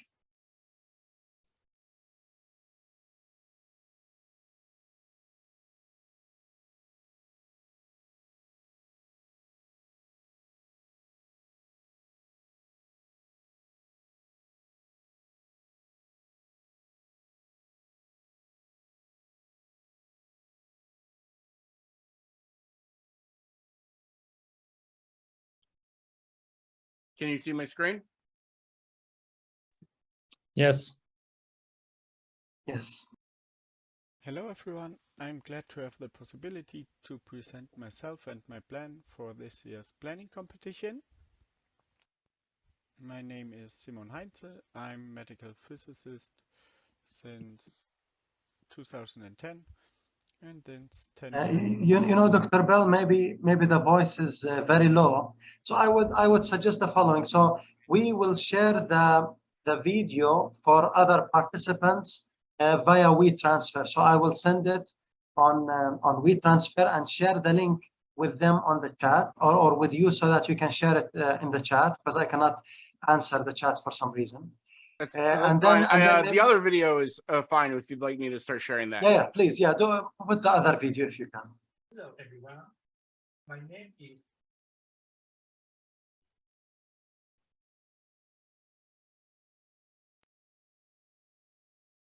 Yeah, so this other video is for race station treatment planning system. Is Norifumi Mizuno. I'm a medical physicist at St. Luke's International Hospital in Japan. I'd like to thank Global Health Catalyst, Radiation Knowledge, and Educate for this opportunity to present to you today. Amazingly, today is my 30th birthday. It must be fate. Today, I'd like to talk about my experience of this planning competition for hyperfractionated prostate radiotherapy. I am a certified medical physicist in Japan and have been planning IMRT for about 10 years. My score of this competition is shown. First of all, let me talk about our institution. St. Luke's International Hospital is located in Tokyo, Japan. Near the hospital, there are Tokyo Station, Ginza, and Tsukiji Market. There are a lot of delicious and affordable sushi restaurants in Tsukiji. But unfortunately, I have no time to go sushi lunch between my jobs. It is a bird's eye view of our hospital. SLIH is a general hospital with 3 districts on the banks of the Sumida River. Our institution was founded in 1902 by a missionary doctor from America. SLYH is widely known for its hospitality in Japan. On the other hand, SLIH was accredited internationally by the Joint Commission International in 2012. Department of Radiation Oncology was placed in the main building. The head of our department is Dr. Kawamori, a radiation oncologist. Our radiation oncology team consists of the following medical staff. We have approximately 700 patients in 1 year, and it is characteristic that more than 17% are occupied by patients of the breast cancer. We treated the most breast patients by radiotherapy in Japan. The number of prostate cases is about 50 patients per year. External beam radiotherapy is performing by 2 billion lines. We have used Pinnacle 3 and the main TPS for nearly 15 years. However, we introduced Rise Station in 2015. This is the first clinical implementation with users beam modeling in Japan. We aim to introduce Rise Station more in this year. Now, let's move on to the planning tips in Rise Station. Rise Station has many unique optimization features. However, it is my feeling that dummy roids provide better dose distribution when strict optimization is required, as in this competition. Since this is a traditional approach that does not rely on TPS, I think my presentation will be helpful to other TPS users. First, it is important to thoroughly check the dose constraints before creating the dummy roid and starting the optimization. This step determines the policy for creating dummy roids. Based on the geometric location on the original structures, it is possible to predict the degree of constraint conflict. It is then necessary to consider what shape of dummy roids is appropriate. I will list some of the key constraints of this competition. This slide shows the key images within the constraints regarding 60 gray of CTV and rectum. Because the permissionable volume of the rectum is so small, the 60 gray lines must be approximately aligned with the boundaries.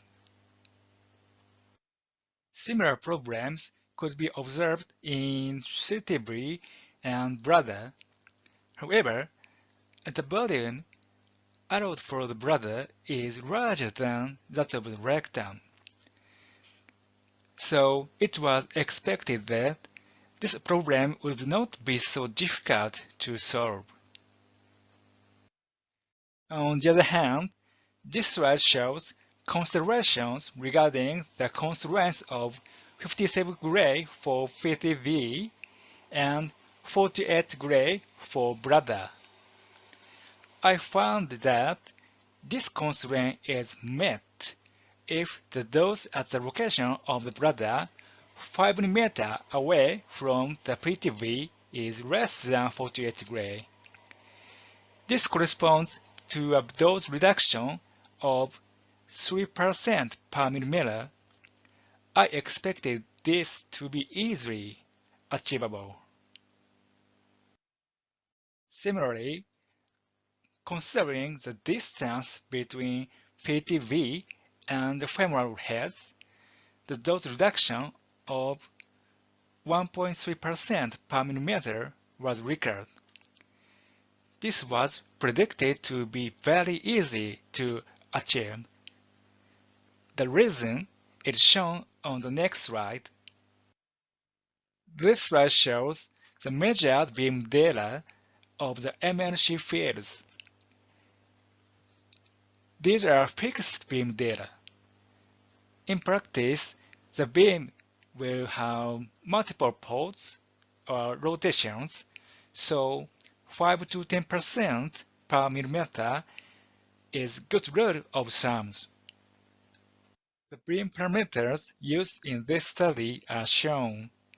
As shown, there's no complicated arrangement. If I had to point out an item that differs from the setting frequently used in our clinical practice, I would say that 6 MV are used because of the importance of conformity. Then I will show the rows and the objective function, CTV, and femoral heads, were used from the original structures,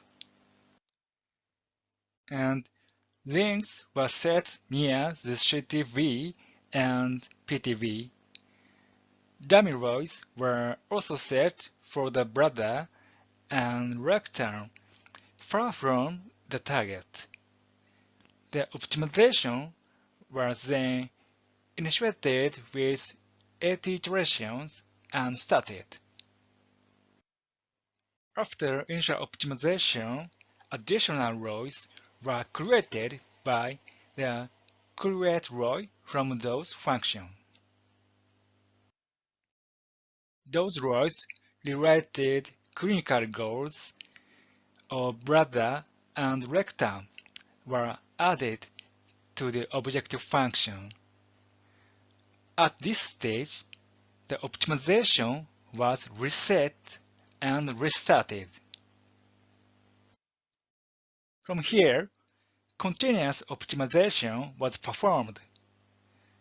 Dummy rows was created from the cold, hot, and conformity-related doses to the targets. The weight was set to 2. The number of iterations was then reduced to 40, and the optimization calculation continued. The same process was repeated for final polishing. As before, rows was created from those.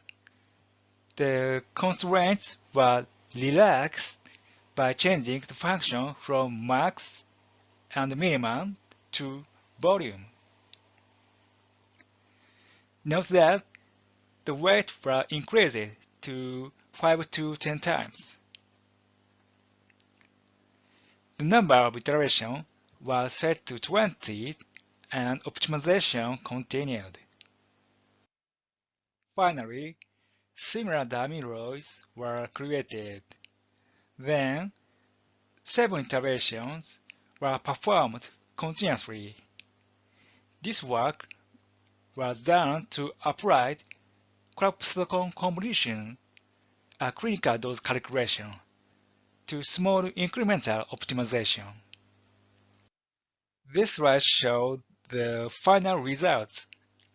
For many clinical goals, perfect performance was achieved. However, ensuring conformity was difficult. My presentation has ended. I hope this information is useful to you. I would like to thank the many people who have given me this opportunity: Global Health Catalyst, Radiation Knowledge, Educase, Ahmad Novel, Jiro Kawamori, Radiation Oncology Team at St. Luke's International Hospital, and my family. I look forward to meeting you in person one day. Thank you for your attention. Bye. We would like to thank you very much, and for sure we will when we visit Japan, I will call you personally, and you need to take me to the sushi restaurant. I don't have good experience in sushi. I don't like it, but maybe you'll change my mind. So thank you for your nice presentation and valuable actually input and valuable points and comments that you made. Actually, you raised a very important point that it does not depend on the treatment planning system. The volume optimization depends on volume. So whether you're using RayStation or Monaco or Eclipse or anything else, you need to follow almost the same optimization approaches or methods, so that you need to define certain region of interest so that the dose will be spilled or removed from that area to have the conformity and homogeneity in certain areas. But also, treatment planning system will depend on like some treatment planning system can achieve it easily, but the planner needs to understand the optimization objectives and how to use the planning system to achieve high quality plans. I think there is one question.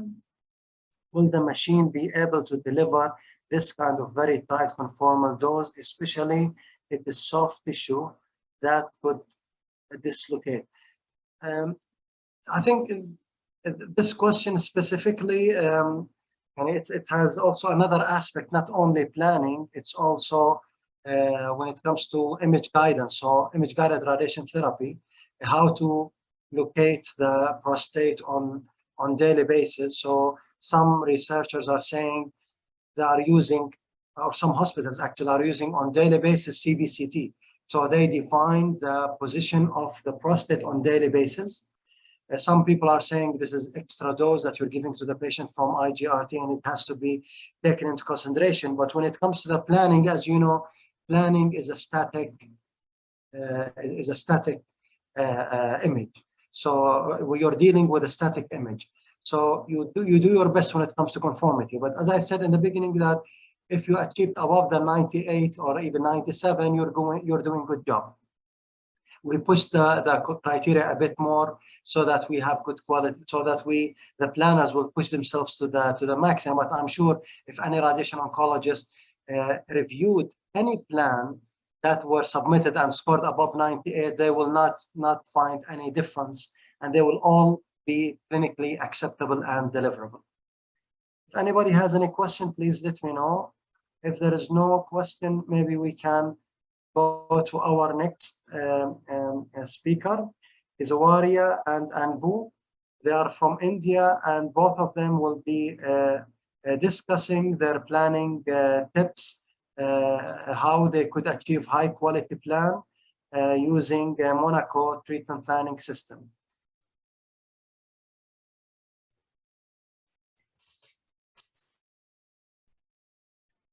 So Izawaria, you can share your screen.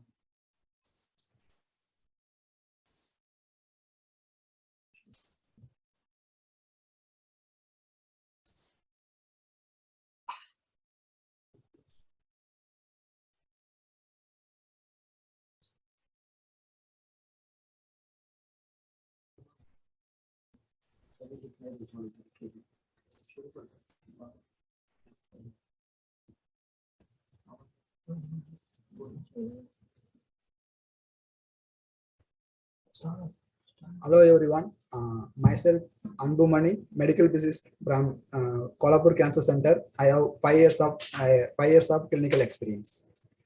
Hello everyone, myself Aishwarya Raigavkar.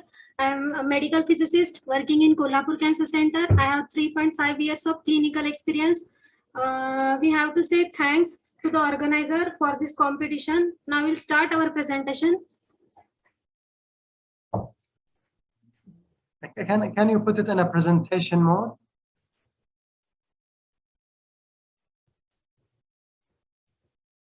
Just click enable editing. Exactly. Thank you.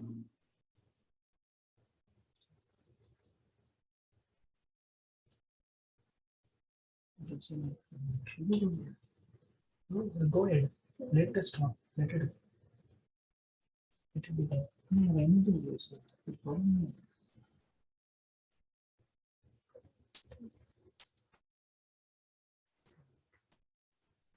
This is Institute of Kolhapur Cancer Center. It is located in one of the prime city in India. What are the facilities available in our center? Electra Versa HD with agility at 5 mm MLC, Electra Precise with MLC I2 at 1 cm MLC, Monaco 5. We have 2 different versions of Monaco TPS. In this, we have planned Monaco version 5.51. Micro Selectron B3 remote afterloading brachytherapy unit. We have bone marrow transplant and robotic surgery unit, fully equipped chemotherapy facility, and MSc Medical Physics Teaching and Training Center. So in Kolhapur Cancer Center since May 2012, more than 35,000 of cancer patients we treated, more than 10,000 patients treated with radiotherapy, in that more than 4,000 patients treated with IMRT, VMAT, SBRT, and SRT.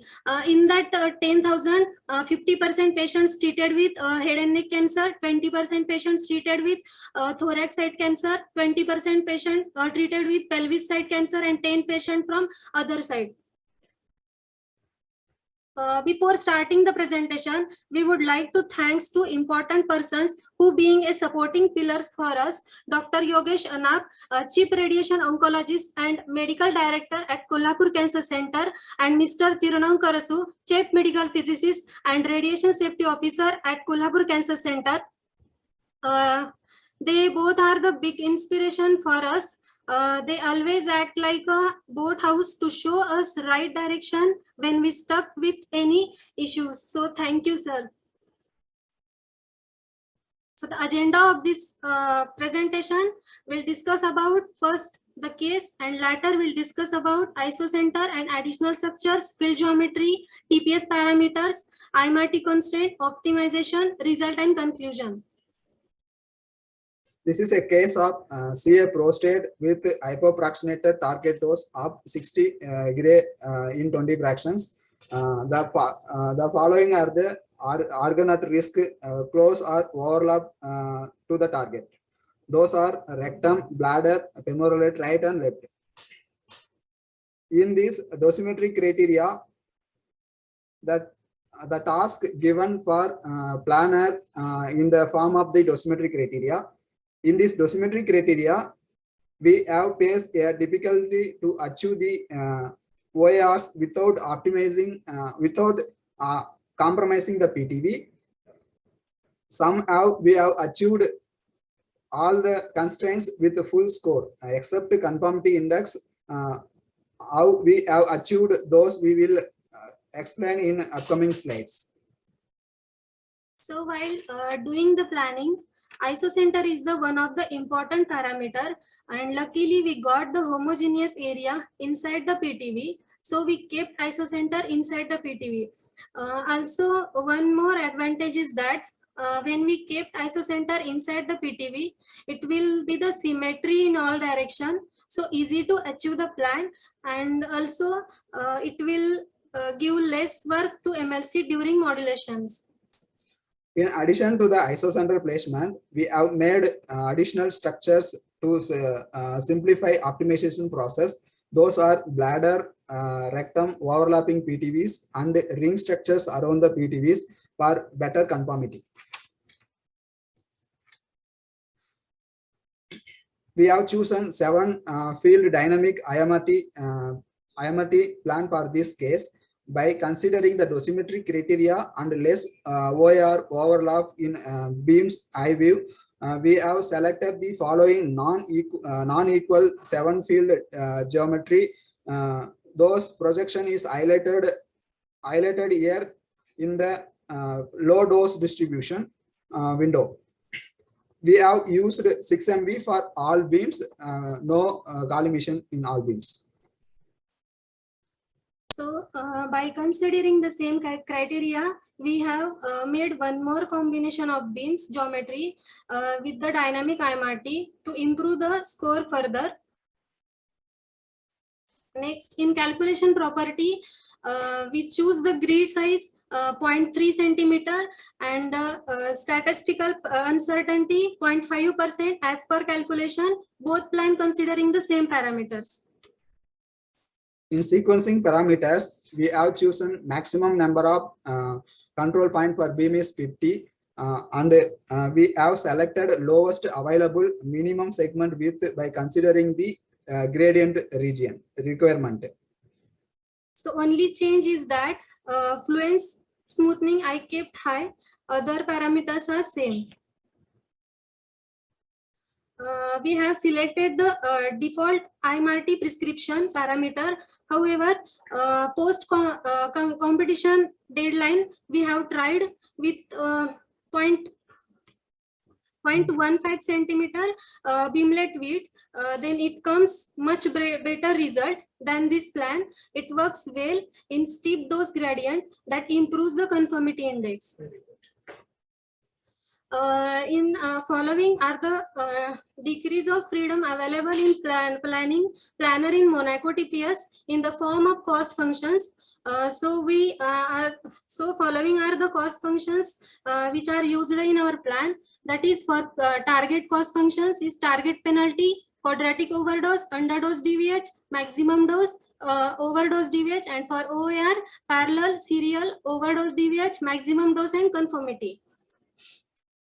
In target, we have chosen target penalty, underdose DVH, maximum dose, and overdose DVH. In this, target penalty and underdose DVH will give coverage, and maximum dose and overdose will give homogeneous dose distribution inside the PTV as well as the CTV. We are chosen parallel and serial overdose DVH, maximum dose, and conformability for the OARs to reducing the max dose and volume dose.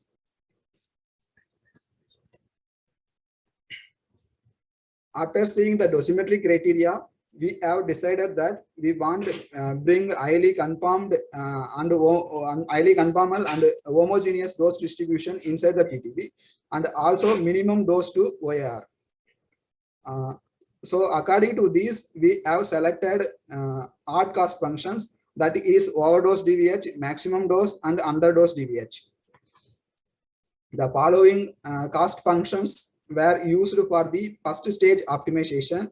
As per task at the end of the first stage optimization, following additional structures were drawn. NPTV, it is nothing but PTV overlapping with bladder volume. RPTV, PTV overlap with rectum volume. NCTV is copy of the CTV to control the max dose we drawn. And NPTV 6020 is a copy of the PTV 6020. And around the PTV, we have drawn one more structure, fill 56.8 isodose line. It was drawn from the previous best plan for the betterment of the plan. It is subtracted from the PTV.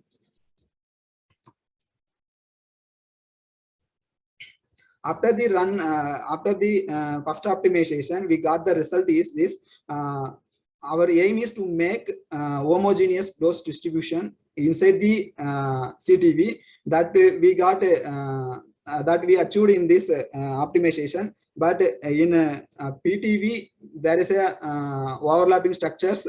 Because of that, we can't able to bring the coverage and as well as the homogeneous dose distribution inside the PTV. To achieving this, we used in another method that we will going to tell in next slides. In this slide, we can two things we can do to bring the coverage. One is relaxing the hard cost functions dose, and another one is by using the manual weight. We choose a manual weight. Why we not choose in why we not choose in then why we selected the manual weight? Manual weight will act as a strict constraint with planar control. So this manual selection act as a beam or segment lock option in 3D CRT. When we used a hard cost function, system given some weight, so we have taken control by manual weight. For hard cost function in this slide, we given manual weight except femoral head. After optimization, this window we got better result in the global max region.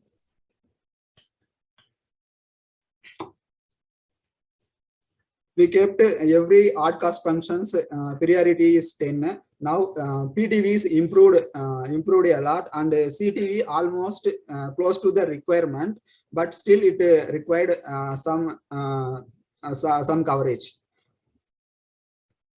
In this slide, we given the manual weight for PTV also for the better improvement, for the better improvement.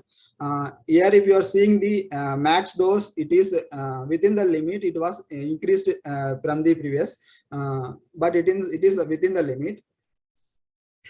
If you are seeing here, CTV is achieved its requirement with its requirement with homogeneous dose distribution inside the CTV, and PTV is still required some coverage. For that, we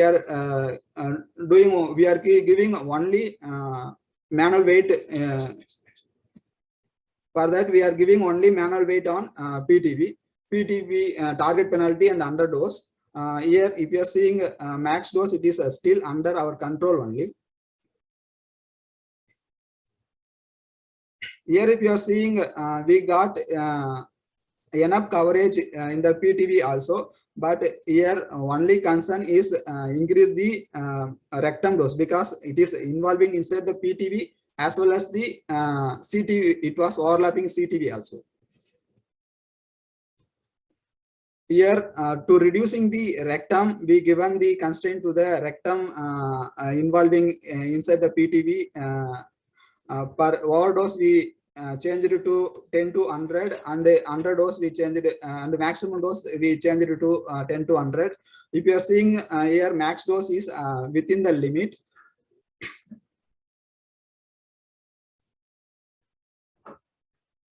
We achieved almost all constraints except conformity index. This why we are seeing in body 57 gray. It is nothing but inside the patient 57 gray isodose line. When conformity index will be equal to 1, PTV volume as well as the body volume. Body volume inside the body, the 50 gray, 57 gray volume is both are same. Then conformity index will be 1. But here it is more than 1. We want to improve the conformity index. Next step we are going to explain. In this step, we have drawn around the PTV one structure called spill 5680. It was drawn from the previous best plan. It is subtracted from the PTV. We given the weight to the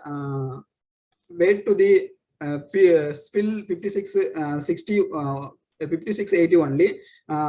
Here, if you are seeing the after end of the optimization, here if you are seeing the max dose, it is increased beyond the level, but however the 1% volume only should be less than 61.5. It will be within the limit.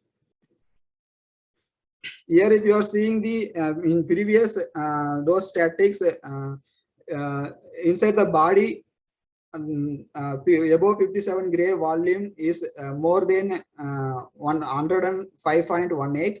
Now 105 point something. Now it is reduced to 100. That structure was worked effectively. But if you are seeing the max dose is increased, so we decided that this is the optimistic between the homogeneous dose distribution inside the PTV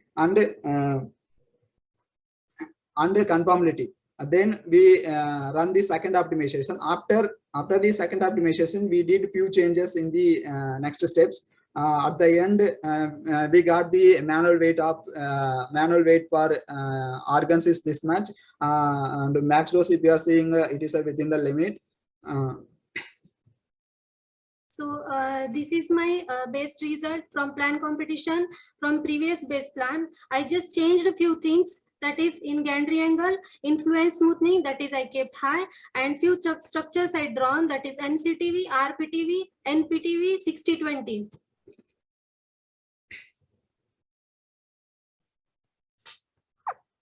Final DVH and statics for the plan competition, which one I was sent to the plan competition. These are the area I was scored full, and that red one is showing I was reduced mark because of the conformity. So this is my final DVHS statistics from plan competition. The green box indicates where I got full marks, and the red one indicates where I lose some marks.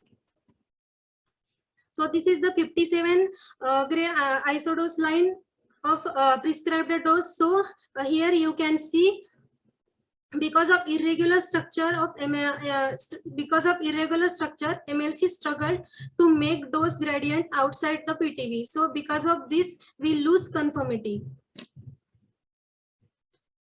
This is my best score, which one I was uploaded in the planning competition. 99.07. So this is my best score, that is I uploaded in plan competition, that is 98.97. So conclusion.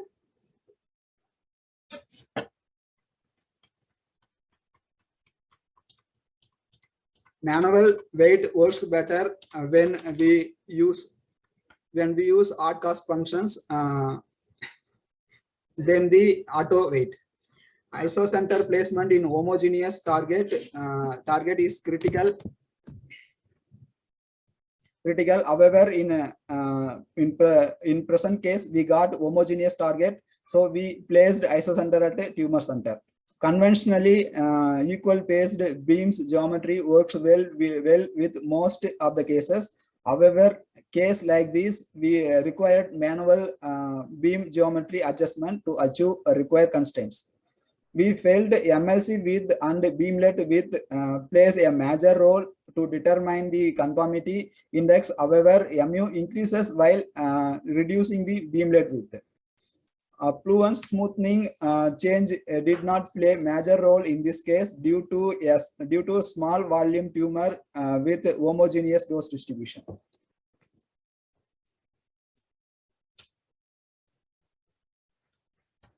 We like to extend our sincere thanks to organizers of Global Health Catalyst, Radiation Knowledge, and educators of giving us the opportunity to explore and share our skills in international platform. We express our sincere heartfelt thanks to Dr. Suraj Pawar, Chairman and Managing Director, and Dr. Reshma Pawar, Executive Director in Kolhapur Cancer Center, India. Our sincere thanks to Dr. Yogesh Anap, Medical Director and Head of Department, and Dr. Abhinav Ingre, Consultant Radiation Oncologist from Kolhapur Cancer Center, for providing us all facilities and allowing to participate in the competition during busy schedule of clinical work. We express our deep sense of gratitude to Mr. Thirunankarasu, Chief Medical Physicist and RSO, and Mr. Singarwell, Senior Medical Physicist, Kolhapur Cancer Center, for the inspiring and guidance towards planned competition. We would like to thank our beloved parents, friends, and all well-wishers who encouraged throughout the events. Thank you. This is our team of radiation. Thank you very much, guys. It was an informative presentation, and I'm really excited to see Monaco planners, like you, who could reach 99 and 98. This shows that it's really possible. And thanks also for sharing these points when it comes to optimization and how to use the optimization objectives, what structures you added, how you pushed your organs at risk, and also how you could improve your conformity as much as possible. Like a question just came, like in the previous presentation, in the previous chat. Have you ever dealt with the Eclipse treatment planning system? No, sir. Okay. So do you face any difficulties when it comes to meeting the dose coverage for heterogeneity, like when it comes to if you have a lung case or lung tumor or breast case? Do you struggle when using Monaco to achieve the clinical goals required? Yes, sir. Yes, this is mostly because it's Monte Carlo based.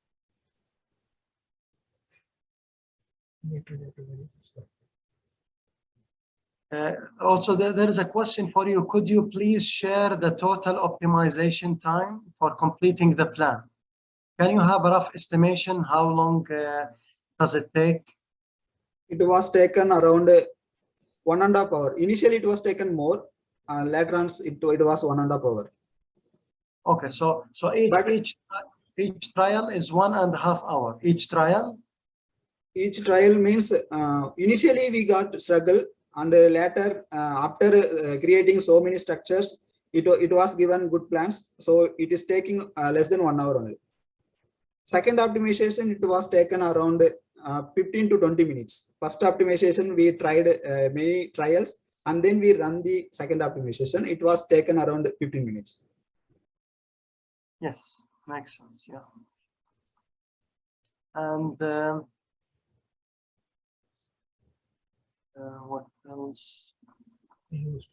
So what are the major techniques that you used to get or to improve the conformity? Initially, we tried with equally paced 7-field IMRT. In this, we faced difficulty to achieve the conformity this much. Then we adjusted from there according to the OR overlapping and others. So we can spare easily to the ORs as well as the and we given one more constraint to the patient, like overdose DVH should allow only 20 gray volume inside the body. It should be 1.5%. Then it is given good result for us. Okay. And do you like when it comes to energies? Do you prefer 10 MV, for example, over 6 MV? Have you tried changing the energy? Maybe you could have a better dose distribution. Initially, I have tried 6 MV 6 triple F and 10 MV 10 triple F. In that, I got good result in 6 MV only. So full. After that, I was concentrated full on 6 MV only. Okay.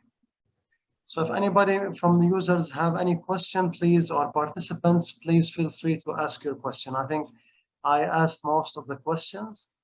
If anybody has any comment or question, please ask.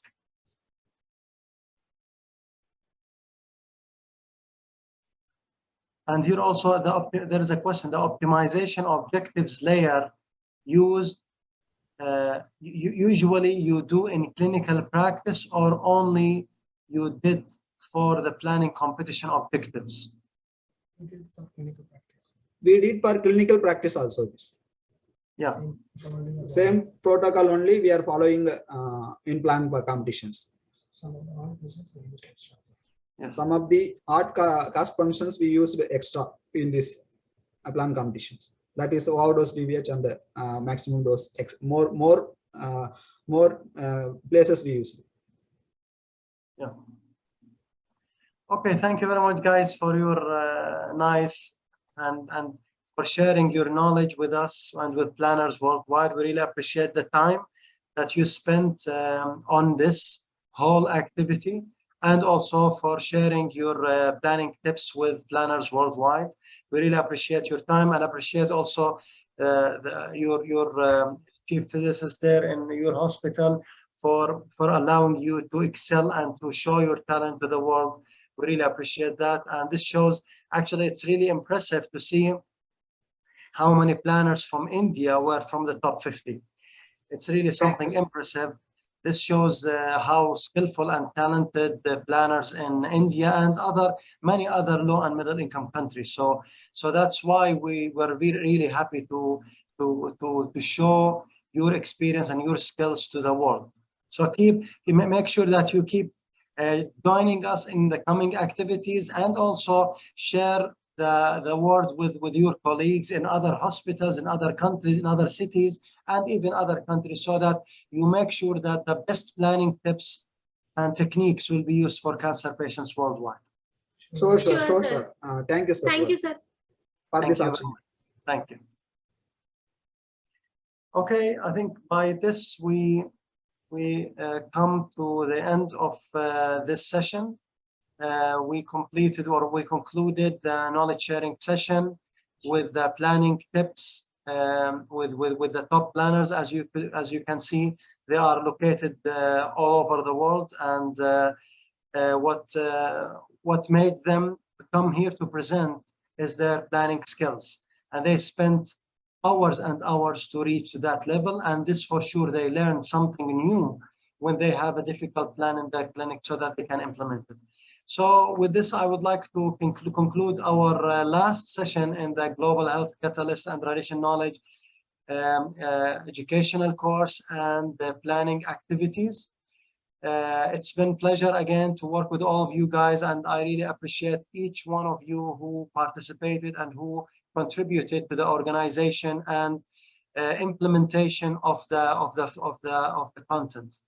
So if anybody has any question or comment to add, please feel free to do that, or otherwise we need to conclude.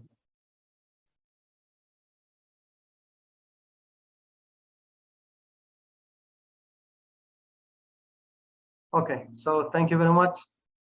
And it was nice meeting you all, and thank you very much for your attendance. See you, bye-bye.